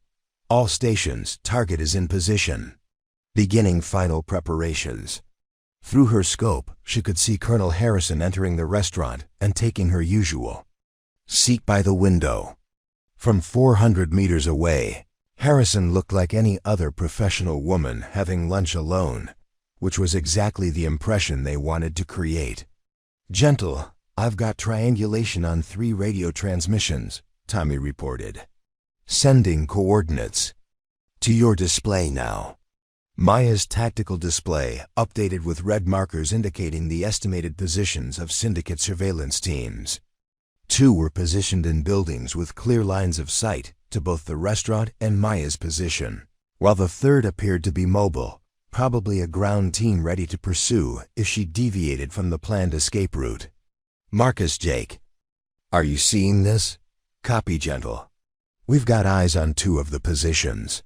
The 3rd team is moving in a van, currently 3 blocks south of your location." Maya made final adjustments to her rifle, going through the mechanical preparations that had become as natural as breathing.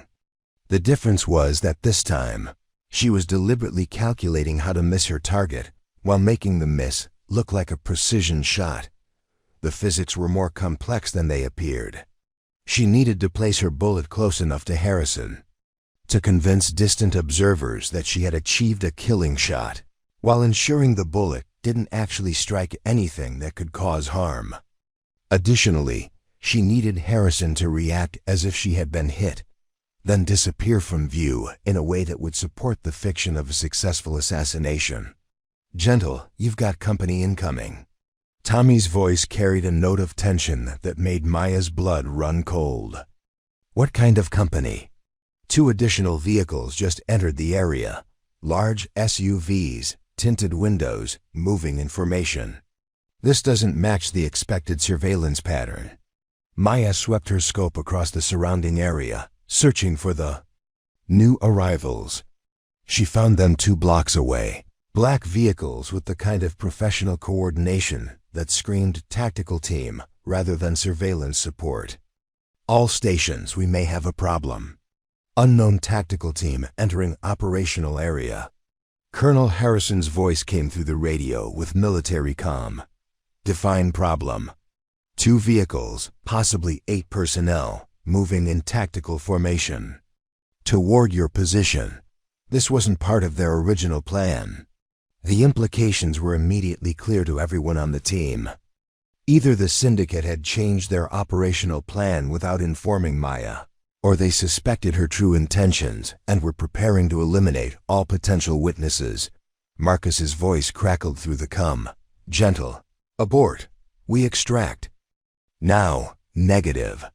If I abort without taking the shot, they'll know I'm compromised. Harrison, can you get out of the restaurant without being obvious about it? Not without breaking character. If I leave now, after 4 hours of maintaining routine, it'll be obvious something's wrong. Maya watched through her scope as the 2 SUVs took positions that would allow them to control all approaches to the restaurant. This was rapidly becoming a trap within a trap, with her team caught in the middle. Tommy, what's the radio chatter from the new arrivals? Different frequency, higher level encryption. These aren't surveillance teams, they're operators.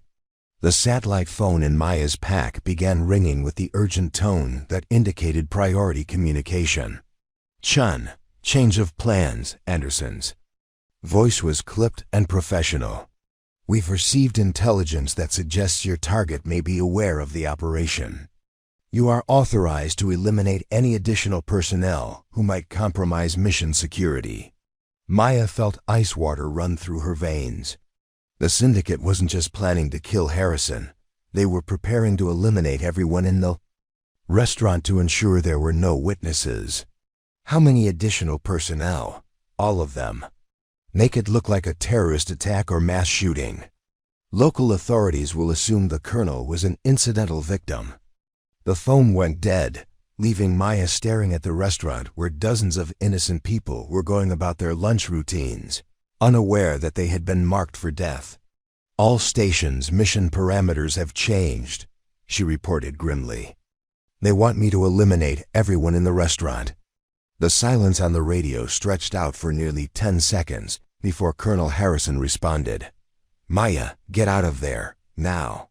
Negative. If I don't take some kind of shot, they'll know I'm compromised, but I'm not killing innocent people. Maya's mind raced through tactical options, searching for a solution that would satisfy the syndicate's expectations while protecting the civilians below. New plan, she announced. I'm going to stage a gas explosion in the restaurant. It'll look like a terrorist attack from a distance, but give people time to evacuate before anyone gets hurt. How? Jake's voice carried skeptical concern. The restaurant has a natural gas heating system. If I can rupture the main line and create an ignition source, the explosion will look devastating from surveillance positions, but won't necessarily be fatal if people have warning. Tommy was already pulling up building schematics on his computer. Maya, the gas main is in the basement. You can't reach it from your current position. No, but I can rupture the exterior gas line that feeds into the building. 2 shots, one to breach the line, one to create a spark that ignites the gas. It was an insane plan that required split-second timing and perfect shot placement, but it was the only option that might save the innocent people below while maintaining Maya's cover with the syndicate. All stations, I need you to get that restaurant evacuated in the next 3 minutes. Fire alarm, bomb threat, anything that gets people out of the building. On it, Marcus replied. Maya adjusted her scope to target the gas line junction on the side of the restaurant building. The shot would need to be precise enough to rupture the line without causing an immediate explosion, giving people time to evacuate before she fired the ignition shot. Through her scope, she could see people beginning to move toward the exits. As Marcus and Jake implemented whatever evacuation plan they had devised, Harrison was among the crowd heading for the door, but she was moving slowly, ensuring she would be one of the last people to leave. Gentle, restaurant is clearing, but we've got multiple problems. Those tactical teams are moving into position around the building perimeter. Maya swept her scope across the area and confirmed Tommy's assessment. The syndicate's backup teams were deploying in a pattern that would allow them to eliminate anyone who survived the restaurant explosion. They're not just planning to kill everyone in the restaurant, she realized. They're planning to eliminate any survivors who make it outside. The full magnitude of the trap became clear. The syndicate intended to create a mass casualty event that would eliminate Colonel Harrison along with dozens of innocent witnesses, then systematically hunt down any survivors to ensure complete operational security. All stations, this is no longer an assassination. It's a massacre. Maya made a decision that went against every survival instinct she possessed. I'm taking the shot at the tactical teams instead of the restaurant. Maya, no. Harrison's voice was sharp with command authority. If you engage their backup teams, they'll know you're compromised. They're going to know anyway when I don't massacre a restaurant full of innocent people. Maya shifted her scope to target the nearest tactical team, calculating range and wind. Drift for a shot that would eliminate the team leader and hopefully disrupt their operational coordination. Gentle, if you do this, there's no going back, Tommy warned. They'll hunt you forever. Maya settled into her shooting position with the calm that came from accepting the inevitable. They were already hunting me. At least this way, some innocent people get to go home to their families tonight. Her first shot struck the tactical team leader center mass, dropping him instantly and sending his teammates scrambling for cover. Her second shot eliminated the driver of the nearest SUV, disabling their primary escape vehicle. The syndicate's carefully planned operation dissolved into chaos as their tactical teams found themselves under accurate sniper fire from an unexpected direction.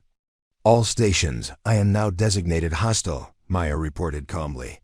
Extract Harrison and civilians from the area immediately. What about you? Marcus demanded. Maya was already packing her rifle, preparing to move to her backup shooting position. I'll make my way to the secondary extraction point. If I don't show up in 2 hours, assume I'm compromised and proceed without me. Maya. She switched off her radio and began the dangerous process of extracting from a position that was now under hostile observation. The syndicate knew exactly where she was, and they would be moving tactical teams to surround her building. Within minutes. But for the first time in years, Maya felt completely at peace with her actions. She had chosen to protect innocent people rather than follow orders from an organization that viewed civilians as acceptable casualties. Whatever happened next, she had finally chosen the right side. The stairwell of the office building echoed with the sound of boots on concrete as Maya descended rapidly toward the parking garage where she had left her escape vehicle. Behind her, she could hear the tactical teams entering the building through multiple access points, their radio chatter filling the air with professional urgency. She had perhaps 2 minutes before they reached her floor, and maybe 5 before. They completely surrounded the building. Maya reached the parking garage to find her rental car exactly where she had left it, but her escape route was already compromised. Through the garage entrance, she could see another black SUV taking position to block her exit. Her satellite phone was ringing insistently. Chun, what the hell do you think you're doing? Anderson's voice was filled with cold fury. Maya continued moving toward her vehicle while speaking. Completing the mission. Colonel Harrison is dead, along with multiple civilians. The restaurant explosion was more effective than anticipated. Don't lie to me. We have surveillance footage of you engaging our tactical teams. You've compromised the entire operation. Maya reached her car and began the process of hot wiring the ignition, having removed the keys as a security precaution. I eliminated hostile forces that were threatening my extraction. Standard operational protocol. Those were our people, and you know it. The engine started, and Maya put the car in reverse, backing toward the exit ramp while keeping the phone pressed to her ear. Anderson, let me ask you something. How many innocent people were you planning to kill today? The silence on the other end of the line lasted for several seconds. As many as necessary to maintain operational security. Maya felt a cold satisfaction at having forced Anderson to admit the truth. And that's exactly why I can never work for your organization again. She ended the call and threw the satellite phone out the car window, where it skittered across the concrete parking garage floor. If Tommy had been right about the explosive device, she wanted to be as far away from it as possible when the syndicate decided to detonate it. The phone exploded 3 seconds later, sending concrete shrapnel in all directions and confirming that the syndicate had indeed planned to kill her after she completed the mission. Maya drove up the exit ramp to find the black SUV positioned to block her escape. The tactical team was deploying from the vehicle, automatic weapons trained on her approaching car. She had two options: surrender and face execution, or attempt to break through their roadblock and hope her vehicle could absorb enough gunfire. To reach safety, Maya chose option 3. She yanked the steering wheel hard to the right, sending her car through the concrete barrier at the edge of the parking garage exit ramp. The vehicle crashed through the weak concrete and dropped 8 feet to the street below, landing hard but remaining functional. Gunfire erupted from behind her as the tactical team realized she was attempting to escape. Bullets shattered her rear window and punched holes through the trunk, but the engine continued running and the tires remained intact. Maya floored the accelerator, racing through downtown Richmond traffic while hostile forces regrouped behind her. She needed to reach the secondary extraction point where her teammates would be waiting. But first she had to lose the pursuit vehicles that were already mobilizing throughout the city. Her radio crackled back to life as Tommy's voice cut through. "The static, Gentle, what's your status?" "Compromised and under pursuit. Multiple hostile vehicles converging on my position." "Copy, we've established overwatch at extraction point 2. Can you make it here?" Maya checked her mirrors and counted at least 3 vehicles in pursuit, with more joining the chase at every intersection. "Negative, too many hostiles between my position and yours. I'm going to lead them away from your location." "Maya, don't do anything stupid." She almost laughed at the irony of that statement. Everything she had done in the last hour qualified as stupid by any reasonable tactical assessment. Too late for that. "Extract Harrison and get her to safety. I'll contact you when I can." Maya switched off the radio and focused on the complex task of losing professional pursuit teams in urban traffic. The syndicate's drivers were skilled and coordinated, but they were operating in an unfamiliar city while Maya had spent weeks studying Richmond street patterns. She led the chase through a series of rapid turns and traffic violations that gradually separated the pursuing vehicles, then took advantage of a construction zone to disappear into a maze of detour routes that would buy her precious time. 30 minutes later, Maya sat in the parking lot of the suburban shopping mall, using a burner phone to call Colonel Harrison. "Sarah, it's me. Maya." "Thank God. Where are you?" "Safe for the moment." "What's your status?" "We're secure." The restaurant evacuation was successful. No civilian casualties. Marcus and Jake eliminated 2 of their tactical teams, and Tommy intercepted their communications. We captured 3 syndicate operatives alive. Maya felt a surge of relief that lasted exactly as long as it took her to process the implications. If you captured their people, they'll know I didn't complete the assassination. They'll realize I'm working against them. They already realize that when you engage their tactical teams instead of massacring civilians. Maya, there's no going back to your cover identity. As far as the syndicate is concerned, you're now a hostile asset who needs to be eliminated.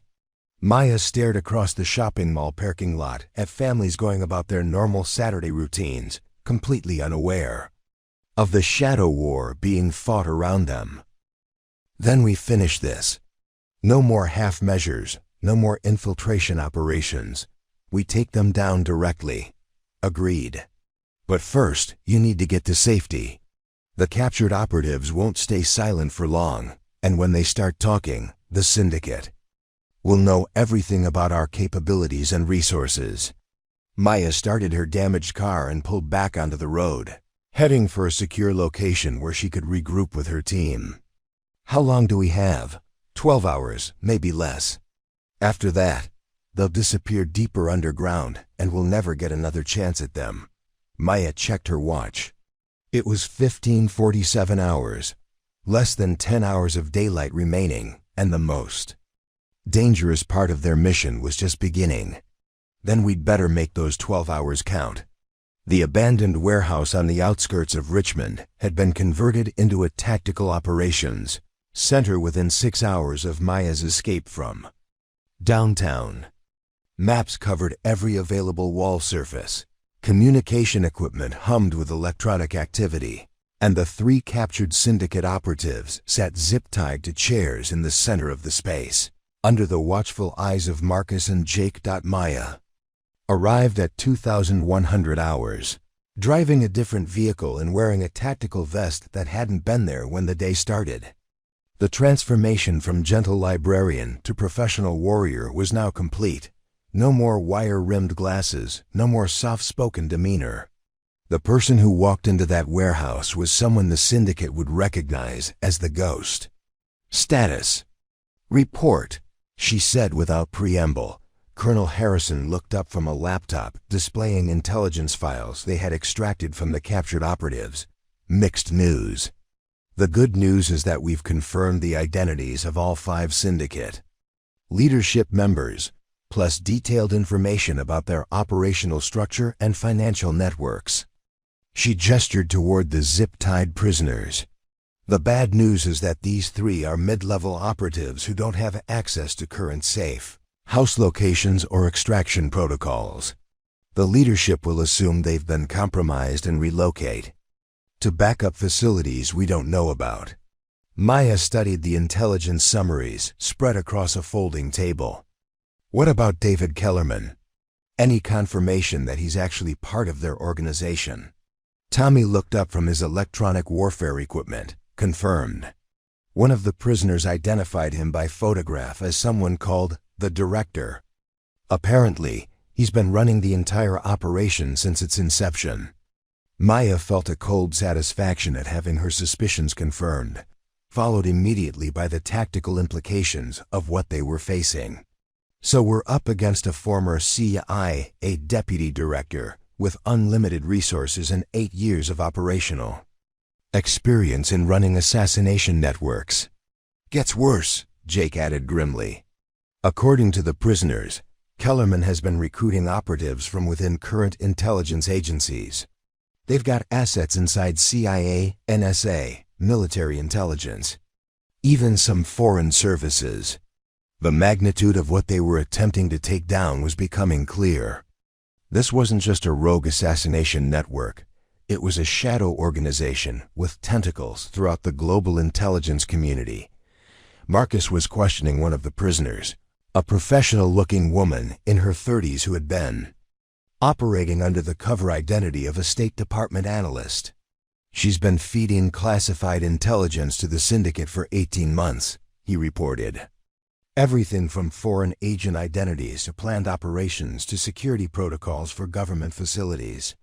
Maya walked over to the prisoner and studied her with cold assessment. What's your real name? The woman remained silent, but Maya could see the calculation in her eyes, weighing the costs of cooperation against the consequences of continued resistance. Let me put this in perspective for you, Maya continued.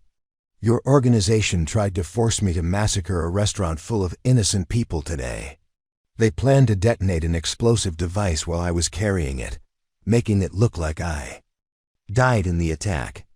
And they're currently mobilizing every asset they have to hunt down me and my teammates. Maya leaned closer.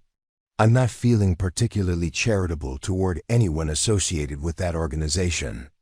So you can either help us locate their leadership, or you can sit there quietly while we find them ourselves, and leave you to face federal conspiracy charges without any cooperation credit. The prisoner studied Maya's face for several seconds, apparently seeing something there that convinced her of the seriousness of the threat. My name is Jennifer Walsh. I've been working for David Kellerman for 2 years. Where is he now? I don't know. Leadership changes locations every 48 hours, and they don't share their movements with operational personnel. Maya walked over to the intelligence files and pulled out a photograph of Kellerman.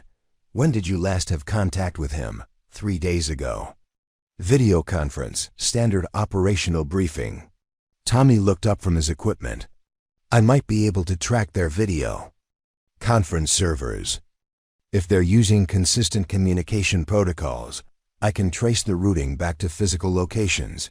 Maya nodded. Do it. What else can you tell us about their current operations? Jennifer Walsh looked around the warehouse, taking in the professional setup and the obvious competence of Maya's team. They're planning something big. Kellerman has been consolidating resources for the last 6 months, calling in assets from around the world. Whatever they're planning, it's going to require a lot of people and a lot of money. Colonel Harrison joined the interrogation. What kind of operation requires that level of resource commitment? I don't know specifics, but the communication traffic suggests multiple simultaneous targets in different countries. High-value eliminations that need to happen within a compressed time frame. The implications were chilling. If the syndicate was planning coordinated assassinations across multiple countries, they were essentially preparing to alter the global political landscape through targeted killings. Who are the targets? Maya asked. I don't have that information. Kellerman compartmentalizes everything. Each operative only knows their specific assignment. Maya pulled up a chair and sat down facing the prisoner directly. Jennifer, let me explain something to you. Your organization turned me into an unwitting assassin for 2 years. They manipulated me into killing people based on false intelligence, and today they tried to force me to massacre innocent civilians. I've spent the last 2 years trying to balance the scales for what they made me do. She leaned forward, her voice dropping to barely above a whisper. If you help us stop whatever they're planning, you get to be part of the solution. If you don't, you're just another obstacle that needs to be removed. Jennifer Walsh stared into Maya's eyes and apparently found whatever confirmation she was looking for. There's a communication protocol, she said finally. Emergency contact procedures for situations where normal channels are compromised. What kind of protocol? Dead drops, coded messages and classified ads, backup meeting locations. If something happens to the primary communication network, operatives have ways to re-establish contact with leadership. Tommy was already taking notes. Can you give us the specifics? Some of them. But if I do this, I need guarantees about my safety and legal status. Colonel Harrison exchanged glances with Maya before responding. We can't make promises about legal consequences, but we can guarantee that cooperating with us is safer than waiting for your former employers to clean up loose ends. Maya stood up and walked to the window, looking out at the Richmond skyline. While processing the tactical situation, Jennifer, how many people has your organization killed in the last 8 years? I don't have exact numbers. Estimate. The prisoner was quiet for nearly a minute. Probably over 200 confirmed eliminations, plus an unknown number of collateral casualties from operations that went beyond their original scope. Maya turned back from the window, her decision crystallized. Then we end this tonight. The next 4 hours transformed the warehouse into a precision military operation.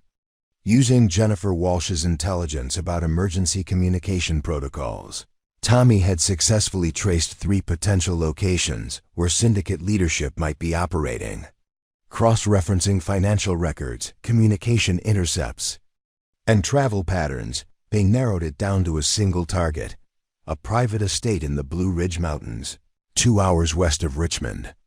Satellite imagery shows a main house, 2 outbuildings, and what appears to be a sophisticated security perimeter. Colonel Harrison reported, projecting aerial photographs onto the warehouse wall. Heat signature analysis suggests at least 12 people on the property. Maya studied the images with the focused intensity she brought to all tactical planning. Approach routes? Limited. Single access road, heavily monitored. The estate is positioned on high ground with clear sight lines in all directions. Classic defensive positioning. Marcus was cleaning his weapons with methodical precision. Sounds like a fortress. How do we get close enough to matter?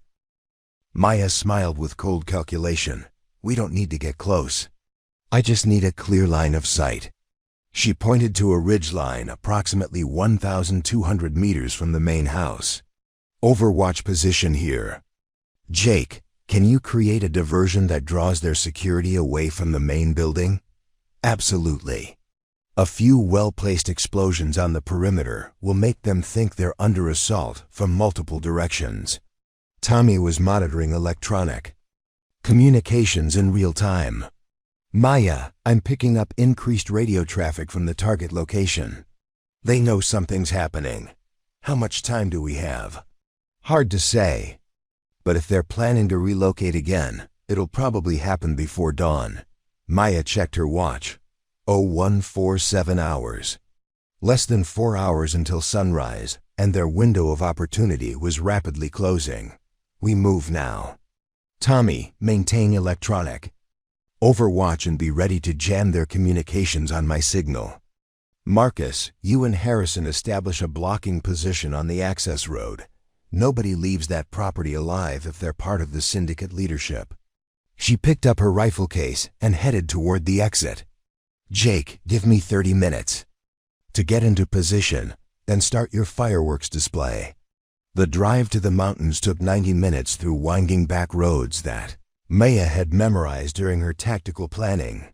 Her vehicle was loaded with enough ammunition to conduct a sustained engagement, plus electronic equipment that would allow her to coordinate with her team across the operational area. The ridgeline position offered a perfect view of the estate, with the main house clearly visible through her scope despite the darkness. She could see lights in multiple windows, and the infrared signature confirmed at least 15 people moving around inside the building. Overwatch in position, she reported softly into her throat microphone. Copy, gentle. Beginning diversionary operations in 5 minutes. Maya settled into her shooting position with the calm professionalism that had made her legendary. The custom rifle felt comfortable in her hands, and the mathematical certainty of ballistics provided the kind of clarity that had been missing from her life for 2 years. Jake's first explosion lit up the southern perimeter of the estate, followed immediately by automatic weapons fire as the security teams responded to what they thought was an assault. Maya could see figures running between buildings, their coordination impressive, but their focus diverted away from the main house. Through her scope, she identified her primary target, a figure standing at a second-story window, observing the security response with the calm assessment of someone accustomed to command authority. Even at 1,200 meters, Maya recognized David Kellerman from his CIA photographs. Her first shot was a message, a bullet that shattered the window inches from Kellerman's head, sending him diving for cover and confirming that the estate was under attack by a precision shooter. Target acquired, Maya reported. Kellerman is in the main house, 2nd floor. Copy. Security teams are responding to our diversions. You have clear field of fire. Maya tracked movement through the house's windows, waiting for Kellerman to expose himself again. The other syndicate leadership members would be nearby. This was her chance to eliminate the entire command structure in a single operation. Her patience was rewarded when 3 figures appeared at different windows, apparently trying to assess the tactical situation. Maya's training allowed her to identify targets and prioritize threats in split seconds. Her second shot eliminated a woman she recognized as Anderson from their video conference.